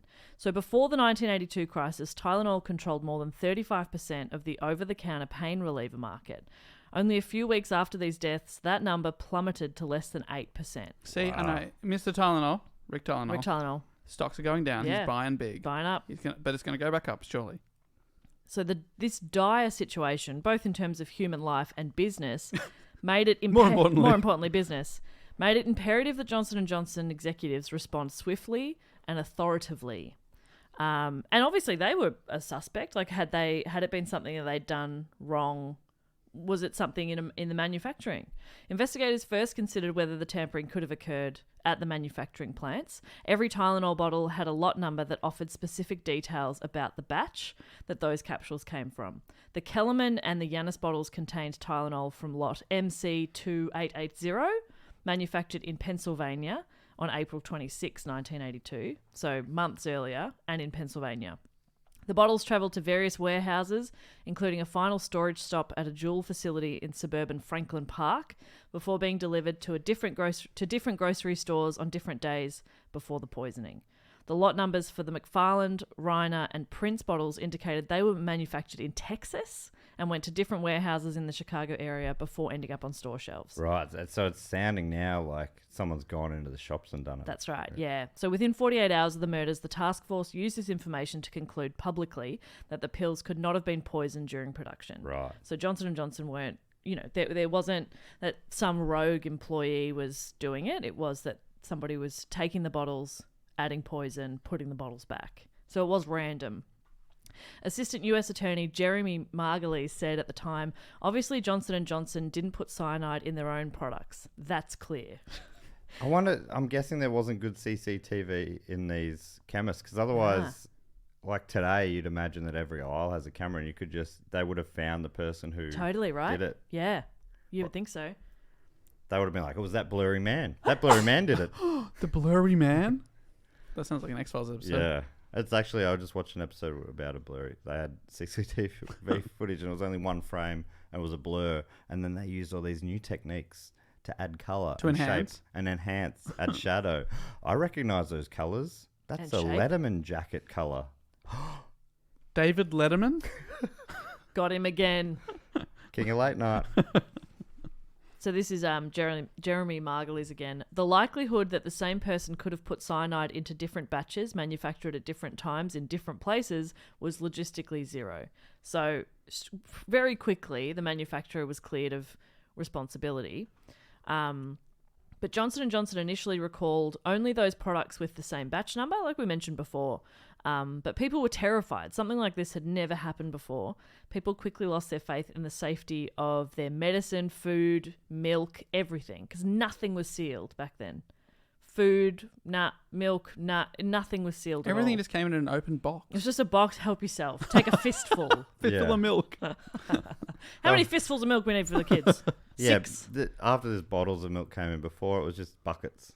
Open top buckets of milk. And you just went in and you just scooped out as much as you needed. Sorry, as I call it, the good old days. Yeah, take me back. With fears mounting, Johnson & Johnson recalled all over-the-counter Tylenol products on October 5th, nearly a week after Mary Kellerman's death. It marked the first mass recall in US history involving more than 31 million bottles. Wow. This decision cost the company $100 million in 1982 money. They offered replacement capsules to those who turned in pills already purchased and a reward for anyone with information leading to the apprehension of the individual or people involved in these random murders. That, I think, that reward money is still up for grabs. From the New York Times, they also developed new product protection methods and ironclad pledges to do better in protecting their consumers in the future. Working with FDA officials, they introduced a new tamper-proof packaging, which included foil seals and other features that made it obvious to a consumer if foul play had transpired. These packaging protections soon became the industry standard for all over-the-counter medication.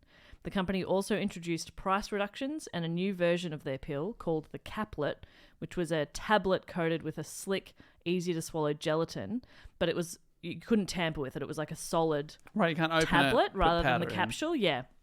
So that just made people feel a little bit safer. And then they put it in the tamper-proof bottles. Amazingly, within a year, Tylenol sales rebounded to its healthy past, and it became once again the nation's favourite over-the-counter pain reliever. Critics who had prematurely announced the death of the brand Tylenol were now praising the company's handling of the matter. And Rick Tylenol, you've done it again. God, he's good. An article in the Washington Post said Johnson & Johnson has effectively demonstrated how a major business ought to handle a disaster. In fact, it's still studied in PR classes at universities because of it's generally viewed as a textbook PR masterclass. Wow. The way they handled it is so praised. They're like, couldn't done any better. That's Because amazing. they put the consumer first. They took big sacrifices financially as a business, and it paid off, which is kind of cool, I guess. In 1983, the US Congress passed what was called the Tylenol Bill, making it a federal offense to tamper with consumer products. And by 1989, the FDA established federal guidelines for manufacturers to make all such products tamper-proof. But yeah, prior to that, things weren't really sealed. And even now, like, not that something like this has happened in my lifetime because I'm incredibly young. Stuff has, of course, but I mean, like, I wasn't alive for this exact one. But I don't know where it came from, but I'm sort of, if a seal's not on properly on something, I'm like, not sure about that. What's going on here? You know? But I didn't live through something like this, so I don't know where that came from. It must have just been passed down, taught to us. Yeah. You know? But yeah, I'm always like, oh, why isn't this sealed? What's going on here? Oh, use it anyway. Yeah, I'll still use it, of course.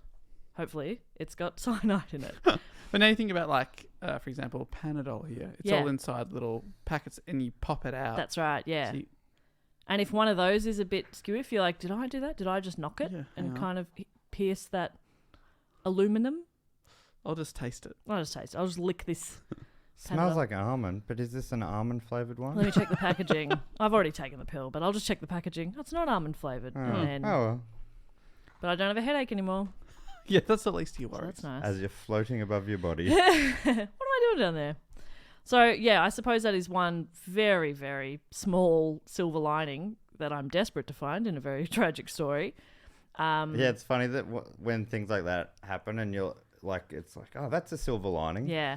But if those sort of things don't happen, you don't need that. Exactly. So it's yeah, a funny yeah. silver lining. It's great. So good, isn't it? That we seal everything now because seven now people died. Everything's just sealed in silver linings How now. good is that? How good is that? That is good, Fantastic. Dave. That is good stuff. Thank you. So yeah, the tragic and devastating deaths of 7 innocent people that sparked fear and paranoia in the entire US and around the world prompted changes to be made that prevent something like this happening again. And that is the very sad and mysterious story of the Chicago Tylenol murders. Great work, Bob. Block number 8. Can you believe it? Wow, what a story. It's amazing that it hasn't been solved. Yeah, isn't it? Someone killed so many people and didn't face any consequences. And yet, if that happened today, Matt's right. Like, there'd be CCTV in every supermarket aisle, every chemist. Like, it would be kind of easy to see who's taken some Tylenol, come back a little while later and put Tylenol back on the shelf. Yeah. You know, there'd be a lot more to go on. But, yeah, there's no sort of paper trails and, yeah, it's pretty messed up. Very messed up. Yeah. bit of an understatement there for me. It's like pretty bad, hey. Yes. Well, that brings us to everyone's favourite section of the show, the section of the show where we get to thank our fantastic supporters, who I personally think are all hot. Mm-hmm. Something I know about women, something I know about our Patreon supporters. Hotties. Hotties. Our women Patreon supporters. Extra hot. Extra hot. Oh my God. Ouch. They're that hot. That's I how just hot touched they are. one consensually. So Very hot. I just touched one. Touched one of them. if you want to get involved, firstly make sure you're hot, and then go to patreon.com/2goonpod, and you can sign up on all sorts of levels. What are some of the rewards people get for signing up there, Bopper? They get 3 bonus episodes per month. What? 3 of them. Crazy. They get access to a Facebook group, the nicest corner of the internet. They get to vote on what topics we do reports on, and they get early access to tickets to live shows. Oh, yes, and they recently got access to Matt and I, if you haven't heard, coming back to the UK in November. We're doing some stand-up and podcast shows. Yeah, I needed a couple of weeks off, so I booked you guys some shows. Thank you so much. I really appreciate that. And the Patreon supporters got first dibs on those tickets, which they always do, and a discount. And just in case you've been skipping the ad at the top of the episode, let me tell you about those UK shows now. We are coming to Birmingham, Glasgow, Leeds, Manchester, Bristol and London. Matt, we're doing some book sheets. We're doing some Who Knew It with Matt Stewart. Each show ends with a stand-up show, so you get 2 tickets for the price of one. So good. Oh, wonderful. Oh, wonderful. Oh, lovely. And you can get tickets at dogoonpod.com right now. Gosh, we'd love to see you there. Yeah. Can't Honestly, wait. We've got to pay Jess excited. back for these flights that she booked us on. Yeah, I booked you some Did you flights. have to book first class? Well, I wanted you. I did the best for my boys. Yeah, I actually appreciate it, but we are very much in debt. Oh my God, buy tickets. The good thing is we only got one ticket, but the two of us in one first class chair. Oh my God. Plenty of space. Still can't. We won't even touch each other. No. We refuse. One of the other things people can get involved in is the Fact Quote or Questions section. You can do that by signing up at the Sydney Scheinberg level or above. Then you get to give us a fact, quote, or question. And this section of the show has a little jingle, goes something like this. Fact, quote, or question. Yeah, he always remembers the ding. She always remembers the jingle. And yeah, once you get involved, you get to give us a fact, a quote, or a question, or a brag, or a suggestion, or anything you like, really. You also get to give yourself a title. First up this week, we've got one from Peter Atkin, a.k.a. Lord Regent of the Third Court of the Official Parliament for Representation of International Do-Go-On Interests and Issues. I got every fourth word of that, A but very that sounds important role. sounds incredibly important. And Peter is asking a question, writing, "Hey guys, I have a cheeky brag which leads to a question. Ooh, love that. Me and my brothers recently completed the British Three Peaks Challenge, which is climb the tallest mountains in the 3 British countries in 24 hours. And it was... In 24 hours? Yes. Amazing. That's wild. Are there only 3... Is North Ireland not counted as a... I'm so confused by the UK. Maybe and the Great Britain and the stuff. island of Britain. Oh, Is that I what it see. means? Maybe, yeah, that's fair enough. So Wales, Scotland, and I always Yeah, forget the third Northern one. Ireland's part of the UK. Yeah. What? Wales, Scotland. What is that third one? It's a small one, isn't it? It's tiny. I've lost it. Don't worry. Well, you know, the other and the Well, other and one. the rest. And the rest. Peter goes on, what would yous guys say? Is this an Aussie abroad? What would yous guys say was the most challenging challenge you've ever done, be it physical, mental, or perhaps other? Thanks so much for the constant laughter and good vibes. Also, York isn't as posh as those Leeds lot like to say. But is it as handsome as we like to say? Handsome. But is it as handsome? We are so handsome. Based on Aw. those 3 big Viking brothers that They we were met one so time. handsome. Handsome, those beautiful handsome men. It feels like you're making fun of me, but I don't understand how. So the question is, what's the most challenging thing we've Oh. done? I would say, because I've we done a go. challenge, which was for the Guinness World Records longest ever variety show. That's right. That I think I got a Facebook reminder that was 8 years ago this month that Adam Knox and I, as part of the Melbourne Fringe Festival, attempted to host the world's longest variety show. Mm. And the rules were, as hosts, we could only do 5 minutes in between each act, and no act could go longer than 10 minutes. Yeah. And I stayed way under from memory. How many seconds were left on the clock? We were basically tackling Matt off the stage because the song goes over 10 minutes, you get disqualified. I was, you know, I was doing pretty well, so I didn't want to just get off the stage. Nah, when you're crushing. I was mid-bit, and Knox bear hugged me off the stage. Were you involved in that, Bopper? Nah. This This- is before my time. Before your time. But yeah, I think it went for about 13 and a half hours or something like that. It broke the record. Unfortunately, before it got verified by Guinness, someone else in New York did an even longer one. What a piece of So shit. it means Yeah. never fully qualified. I'm so sorry, Dave. The Big Apple. Those dogs. And you never thought to try again? I mean, They beat it by a long way from memory I as think well. they went to 22 hours or something. It was Okay, like, and you okay. never thought to try again? Just answer the question.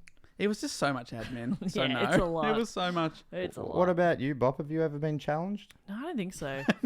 You find life pretty easy. I don't. I Pretty just breezy. anything that seems challenging, I don't try. Okay. It's not that I find life easy. I find small tasks awful. Right. Um, What about that leg press record you hit? yeah, it wasn't a challenge though. No, that was easy. That was easy. Whatever. Yeah, I can't think of anything that's been. I mean, of course, I've done things that are challenging. I can't think of anything because I think because I'm comparing it to like climbing 3 mountains. Yes. I'm like, I've nah, not done probably anything not. like that. I've got the mountains here. So in Scotland, it's Ben Nevis. That's the tallest one at I've heard of him. 1,345 meters. Okay, I don't know what that means. Well, for scale, Kosciuszko, we all know how tall that is. That's 2,200 meters. So it's smaller than Kosciuszko. Yeah. And I've done Kosciuszko. Yeah. And then you go down to England. They've got... That's the other one, Matt. But you would have driven up. Or have you walked from the base of Mount Kosciuszko? Yeah, I've walked to the No, top of kid, I've Kosciuszko. never done that. It's like there's a trail. It's not that hard. Oh, Well, I interesting. was a child, but even as a kid, I was like, as a teen, I was like, Really? this isn't that hard. Like, I've been to the top of Mount Buffalo, but like driving Yeah, to a car right. park and then walking the last, half an hour or No, something. yeah, it's like It'll be hours long though, right? I don't even remember. It didn't feel like it was that bad. Yeah, right. I did it as a teenager. Did you go past Swiggin's Hole? Probably. Or whatever it's called? Smiggin's Hole? Would I do it again now though? No, because I don't like a challenge. No. But that doesn't sound like that one was one. Yeah, but I was, when like kids just run all day and you're like, how are you doing that? I was a teenager. I was probably fit. Red cordial. Now I'm like, nah, stuff that. And so then England, it's Scaffold Oh, Pike. England. Yeah, that's the other right. one. 978 meters. Then 978 meters. Yeah. Okay. And then there's Wales, which is Snowdon, which is just over 1,000 meters. I'm on mountaineering.com, and they say the 24-hour challenge, the walking distance is 23 miles. That's how far you walk. That's a long way. You drive 450 miles, which takes 10 hours in itself. Oh, between the wow. Wow. three. So you're probably That's up for incredible. 24 hours, I reckon. That's wild. And just walk, like, it's not just, and it's obviously not flat walking either. That's a long walk, Yeah, 23 let alone miles walking diagonally up upwards. and downhill, yeah. Wow. That's redonkulous. Apparently, this other website says that all up, it's 13 hours of trek, 10 hours of driving. Nah. So 23 hours, you just get it done. Wow. Matt, we're going to be there soon. Do you want to do it? No. Do you, Okay, you don't have fine. the time, I don't think. Coward. Yeah. Absolute Yeah, coward. phew. No, I wish you could. Otherwise, but I'd do it. I've booked in too many shows for you. You can't do it. I'll do the 3 Irish pub challenge. I'll go to an Irish pub in each of Wales, Scotland, and what was it? Was it Ireland? No. No. Of course not. No, Dave, it's not Ireland. Silly. What is that small one? It doesn't matter. No, it is an island. That's what I'm thinking of. Right. Yeah, I don't know. I've done a few fun runs. I think the furthest one I ever did was like 15 Ks, and that felt like It's not that shit fun, is the it? whole Yeah, time. they're not fun runs. I felt that challenging. I want to get back into them because I felt good afterwards, and now I'm feeling a bit like a slob this year. So I should just book it in and do it. That's an awesome effort. Well done, Peter Atkin. Yeah, amazing. Impressive. Or Aitken. And next up, I'd love to thank Erica, who is also known as Yeehaw Queen. And Oh, say it properly. Yeehaw Queen? Yeah, but like perform it. Oh. Yeehaw Queen. Okay. How would you do it? Yeehaw, Queen! Oh, Yeehaw Queen. That was my first go. I know. Matt doesn't respond well to direction. That's right. And this comes from, so Erica writes, this, bracket, fun, Jess, Bueller, fact, comes on the heels of listening to the Fab Mission Impossible episode and remembering the time that Jeremy Renner broke both of his arms. One may assume he did this while filming Avengers or Bourne Legacy or even Mission Impossible movies, but no, he did this while filming the cinematic masterpiece Tag. I've seen Tag. You seen Tag? Yeah, I've seen Tag. You seen Tag? No. It's a romp. Yeah. It's a great airplane movie. Great plane movie. It's a group of friends who have an ongoing game of tag Based on a Oh, true okay. story. through their entire lives. During a scene where he climbs up a stack of chairs 20 feet high to escape being tagged by his friends. The rigging failed and his arms went snap. Anyway, he returned to filming that same scene again on the same day, and they had to CGI his casts out. Then he had to go shoot with his bow and arrow as Hawkeye. Cheers to a legend, because he did go on, but more importantly, cheers to you, legends. Thank you for all you do. Erica, thank you, Yeehaw Queen. No, Yeehaw Queen. Oh my god. Is that a better performance? No. Somehow worse. How are you getting worse at this? Yeehaw Queen. Yes, there it is. Oh, that helped. I just did some boot scooting before it. Yeah. That did help. Yeah, for the listeners at home, we turned the mics off for 2 hours and Matt did some boot scooting. really had a go. We just find it brings out the best in him. I put Steps Club 7 on and Steps Club 7. My boot scooting baby driving me crazy. My obsession from a ration. Summer days. My rodeo Romeo. Not about it and no. 5, 6, 7, 8. Amy C from ME is next up, aka Embalmer Sans ass packing. Because if you know what you're doing, it's really unnecessary. The ass packing. If you know what you're doing. Okay. She's calling it's amateur hour, these ass packers. It's ass packers.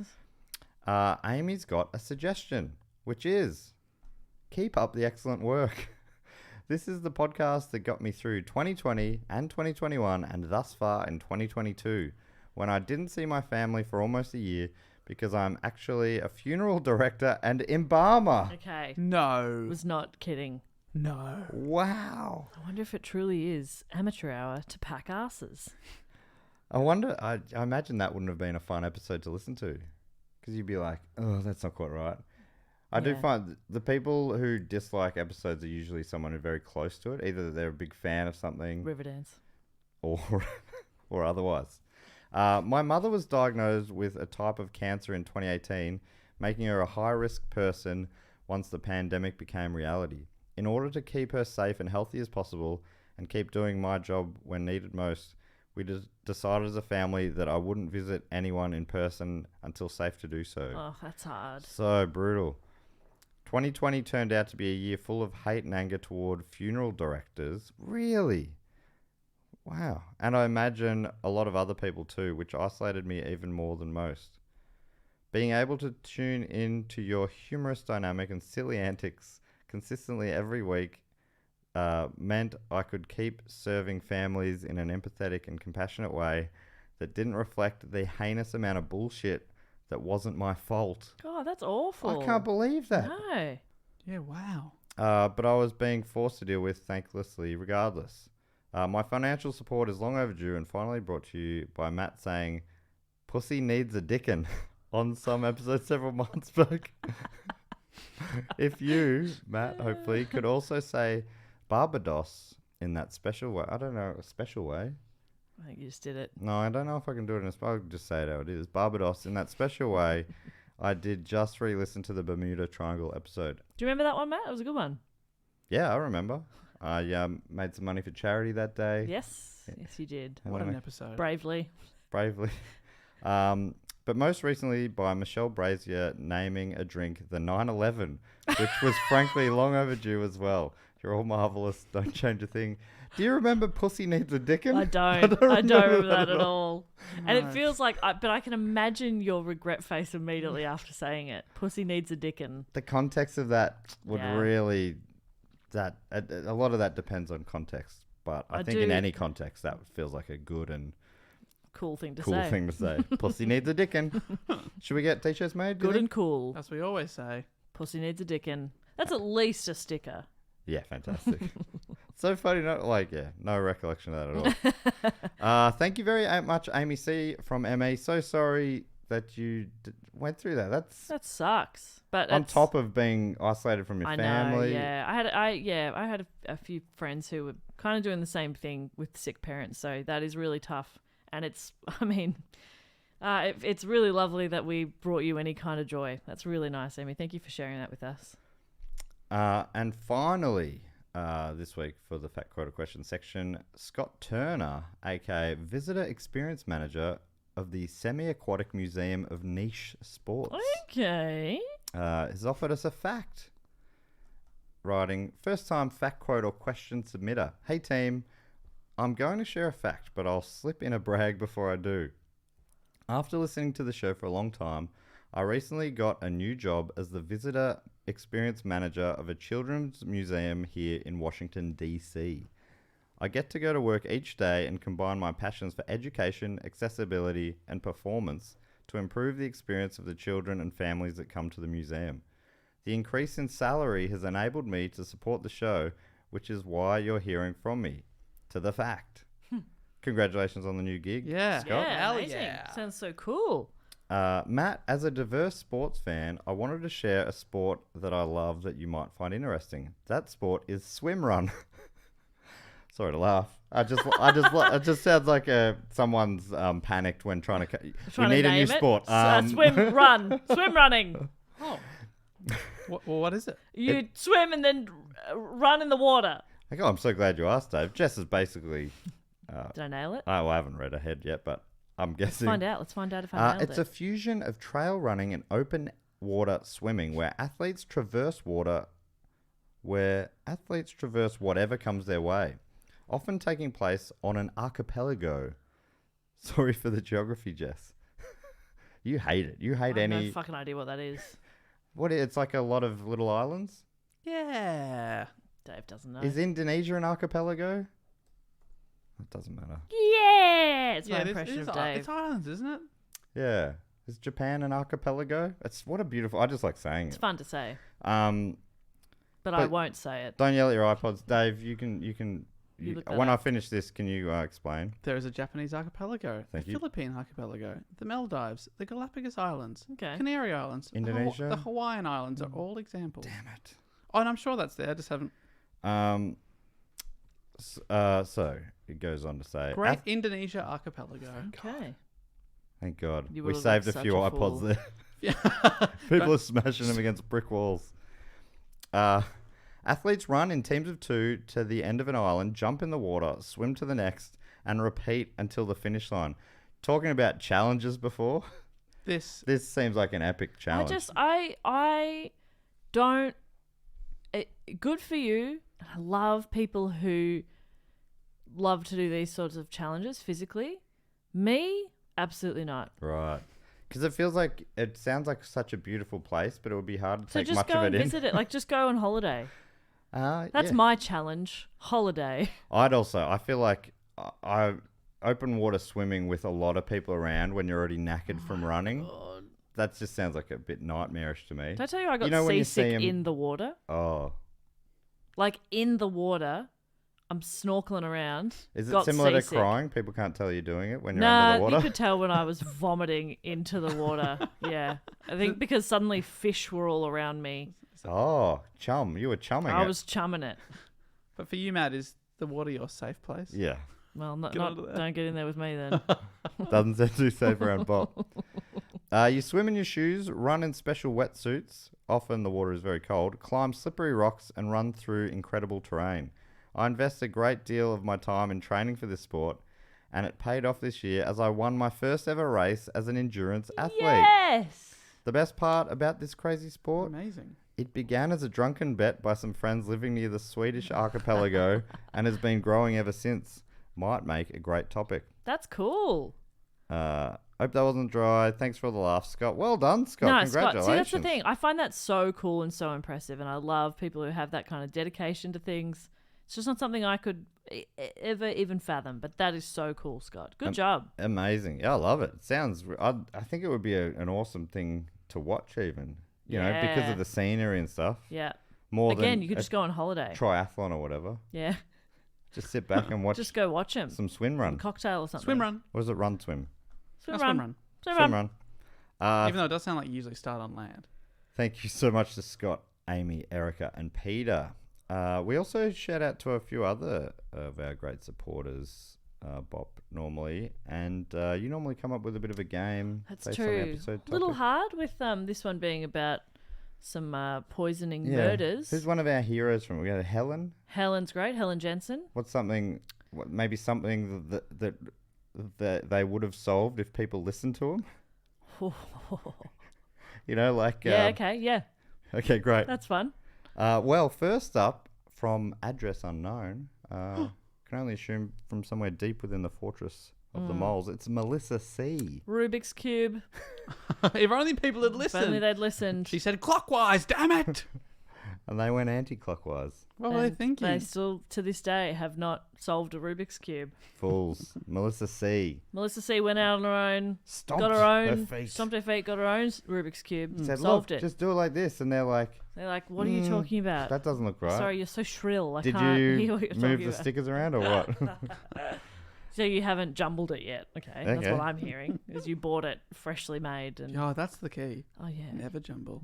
Never jumble. Thank you very much, Melissa. Melissa and C. I'm so sad that they didn't listen. C, of course, standing for cube. Yeah. Melissa Cube. Melissa's middle name is Rubik's. Next up. We really should have listened. Do you think Rubik's is a beautiful name for a boy or girl? Yeah. Absolutely. That's nice. Beautiful You got name. Ruby. Let's Rubik's. I think you've zhuzhed up Ruby a Yeah, little bit there, let's- if anything. Rubik's. And you've got Ruby for short if you want anyway. That's nice. Good to give a kid options. Or Bix. Bix. Fix, Bicky, Bicky. X. Bico. Next, I'd love to thank from Toledo in Ohio in the United States, God's country, it's Justin Coy. Justin Coy. What could he have prevented if people listened to him? Dave? He could have prevented He's looking around the room. World War II. Whoa. Whoa. Only people had listened. Are he you was serious? He was saying, "Don't invade Belgium," and Hitler was like, "Stand aside, Justin Coy." Really? Yeah. Oh my god. I had no idea. Well, of course, Coy by name, Coy by nature. He was like, "Okay." Wow. Yeah, that's what Coy is. Because we did World War Okay. One, Belgium was very key there as well. Was it fully just a repeat again? Oh, We should get a Oh no, I think in Poland. Poland. I thought it was Poland. I don't know that for sure, but people do talk about Poland a bit. Yeah, but he also was there. I'm keen to saying do that World as an War One. He was episode he was one saying he was trying to stop World War One as well. There were only Justin Coy. He said Wow. he said to Franz Ferdinand, "No, don't turn down this street. That's the wrong street. You're going to get shot and you're going to kick off World War One." Yep. And Franz Ferdinand said, "What? What are you talking They're about? going to take me out?" Get this man off. Do, do, do, do, do, do. Thank you very much to Justin. The next person I'd love to thank is from Alexandria in ABC in Great Britain. Wow, I wonder where ABC is. That's Sean Parfrey. Sean Parfrey. Parfrey is a beautiful name. Beautiful name. And if only we'd listened. When Sean told us, That the Hindenburg yeah. should never be built. He said, don't.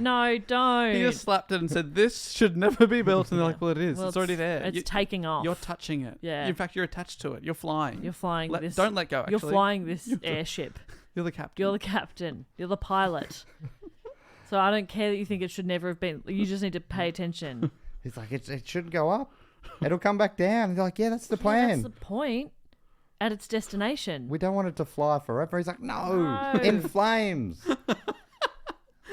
He tried. He Great tried his work, best. Sean. Thanks, Sean. You They tried. just didn't understand every sentence. They misunderstood it. Bloody hell, you can really just interpret things however you want to. In flames, heroic flames. Yeah. Yes, metaphoric flames. Flames sure. of glory, sure.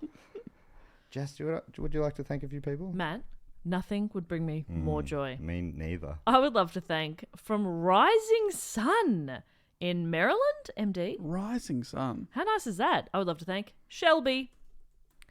Shelby could have, if only they'd listened. My IKEA couch would have 4 legs instead of 3. Shelby warned you. But I said, I don't need this, and I threw it out. Now my couch. And Shelby said, Dave, you're going to need that. That's a in- 4th leg that's- for and your I said, couch. this is a spare leg. Couches only have 3. I threw it out, and then I sat on it, Yeah. and I realised Shelby was You right. toppled. But the garbage truck was driving down the street. Which leg was it? Back left. Back left. Didn't think that was important. As you're sitting on or as you're looking at the Oh, couch? no, of course. It's important to get these facts established. It's couch stage left. Okay. That doesn't answer. I don't get it. Stage left did always confuse me. Anyway, so that's interesting, Dave. So to look at the couch, it probably still looks fine. Looks fine, but you should not sit on that couch under any circumstances. What about on the right? Can you still sit on the right side? Yeah, but the dog shat there. Oh. Okay. So.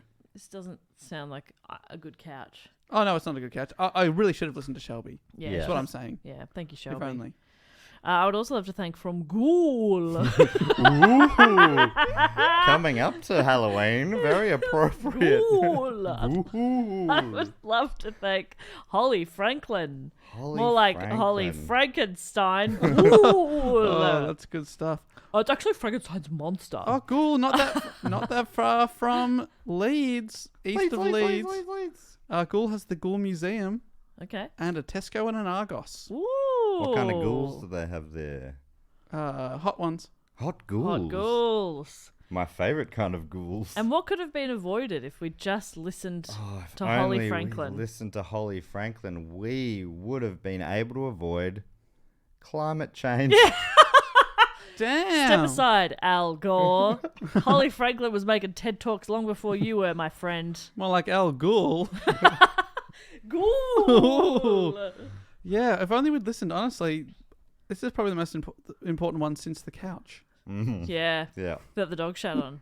Holly's been saying for ages, hey, this isn't good. Hey, we should. Yeah. Let's, This isn't good. Hey, guys, for reals, this isn't good. Holly just doesn't use alarmist language. Yeah. They're just bit chill. Yeah, a bit too chill, and I think that's why people were a bit dismissive. Yeah. So a lesson for Holly there as well, to, I guess, be more assertive. So, yeah, we all have things to learn here anyway. Holly, have you tried stomping your feet? Holly, yeah, yell and stomp your feet, and then they'll listen. Finally, for me, I would love to thank from Caloundra West in Queensland, Australia. It is Emily. Oh, Emily. I'm so Oh, sorry. Emily. I'm so sorry that we didn't listen to you in particular. This was something that Emily. Remember when Emily messaged us, Dave, just before we made that big blunder? Oh my goodness. Such a big blunder. Yeah, what was it again? We ordered the wrong color paint Yeah, for our office. you idiots. Yeah. Like, so one wall's pink and the other one is slightly less pink. Yeah. It looks It terrible. looks awful. What a blunder. Emily's like, yeah. And that's why you guys have been fired for Pink- that blunder. Pink Yeah. feature walls. You can't have 4 feature walls, Yeah, she said. 4 slightly not discolored feature walls. All of a sudden, if you have all feature walls, none of them are feature walls. Well, then we were saying, you're the feature then. You're the feature. Yeah. We're trying to, we don't want the walls to get all the attention. That's right. We want to have the attention. We Look want- at me. We want people to walk into our office and go, wow, look at that. You're really popping off that wall. Yeah. We want really ugly walls so we look hotter in comparison. Is that too much to ask? I don't think it is. But we should have listened to Emily. Dave, do you want to thank some people? Hey, love. So I'm on the Ghoul Museum website. Oh, it's free entry, everyone. 6,000 images of Ghoul apparently on display. We should go to Ghoul Museum, Dave, when we're over there. All right, let's put it on the list. I'm also so keen when we're in Glasgow, up in Scotland, obviously, a little bit east from there, we can go to a museum that has a Concorde. Oh. Whoa. Man, I want to get on that I was thing. sure you were going to talk about the Pen Museum.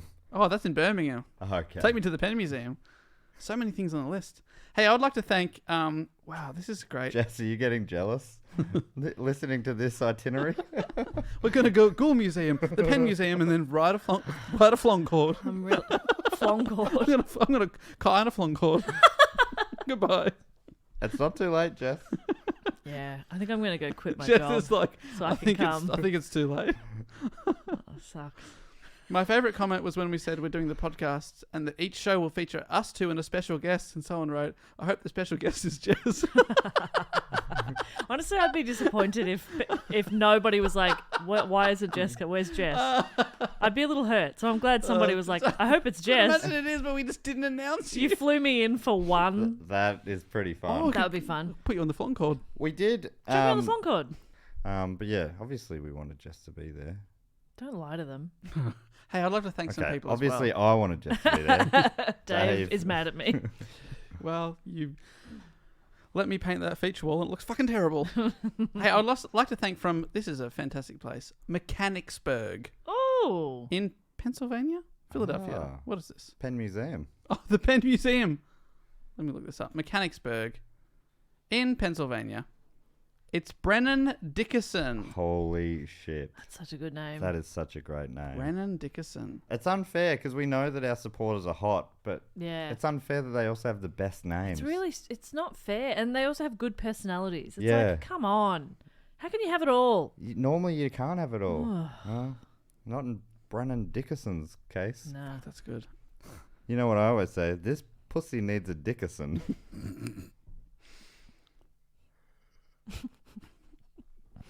What has Brennan saved or could have saved if we'd listened? Matt from that awkward joke. Right, Brennan could have tapped you on Matt the ran shoulder. it past Brennan first, and Brennan went, "Nah, I don't think it'll fly. This I don't think Jess will support you on that joke, which she should have done." I think she'll just stare at you and let you sit in the moment for a bit. Kind of just thought that would be funny. So I reckon don't even bother. But Matt didn't listen, and he went for it anyway, and I let him fall. It was a panicked call. I didn't catch him.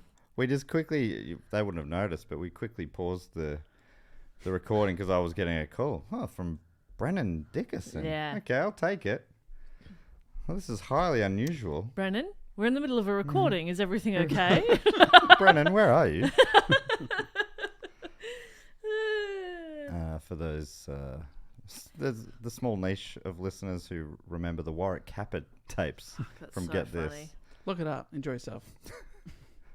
Warwick, where are you? Brennan Dickerson, fantastic. And I'm so name. sorry. I really should have listened to you there. And I apologise that I did not. You We never- could edit it out, but no. Nah. I've done it, and I have You to have to live suffer the with that. consequences. Yep, live with yourself.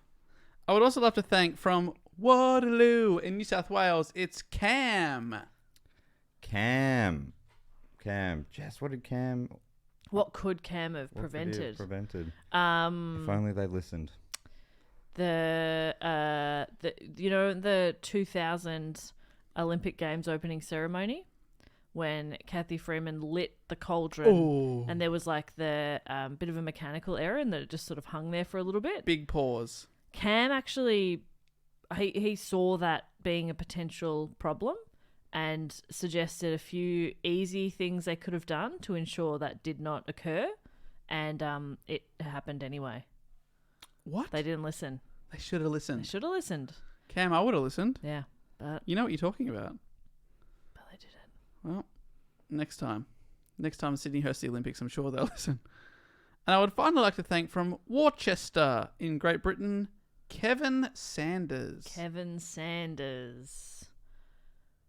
Kevin Sanders. Do you want me to do this final Yeah, one? if you've got, Oh, if you know, I this- don't know this one. well, I know it, but it's so frustrating that people didn't listen because Kevin Sanders said to the producers on Hey Hey It's Saturday, the world's moved on from blackface. And Daryl Summers jumped in and he said, I don't think I we don't have. think so. Yeah, I think that's and a good they idea. had, and they had the Jackson Jive Yes. perform in blackface Yeah. on Australian national TV in Yeah. prime time in maybe like 15 years ago. Yeah, I'm looking it up when that was because it was too recently. But luckily, Harriet Connick Jr. was there. Honestly, if he wasn't there, I don't think anyone would have known that it was not it was not right. I Dear think Lord. it was in 2009. Okay, less than 15 years ago. So yeah, if only they took that call seriously from Kevin Sanders. Yeah, I don't know why that came to mind, and I kind of regret bringing the grimness back. Anyway, thank you so much, Kevin, Cam, Brennan, Emily, Holly, Shelby, Sean, Justin, and Melissa. We really appreciate it, and hopefully people listen to you in the future and they've all learnt their lessons. You deserve to be heard. Yes. The last thing we like to do is bring in a few people into the Triptych Club. Now, to get involved in the Triptych Club, you've just got to sign up and support us for 3 straight years on the shout-out level or above. And basically what it is, a bit of theatre of the mind. You get your lifetime membership by doing that. I'm standing on the door. I've got the velvet rope, ready to lift it up. I've got a clipboard with your names on it, the guest list. 2 names on the list this week.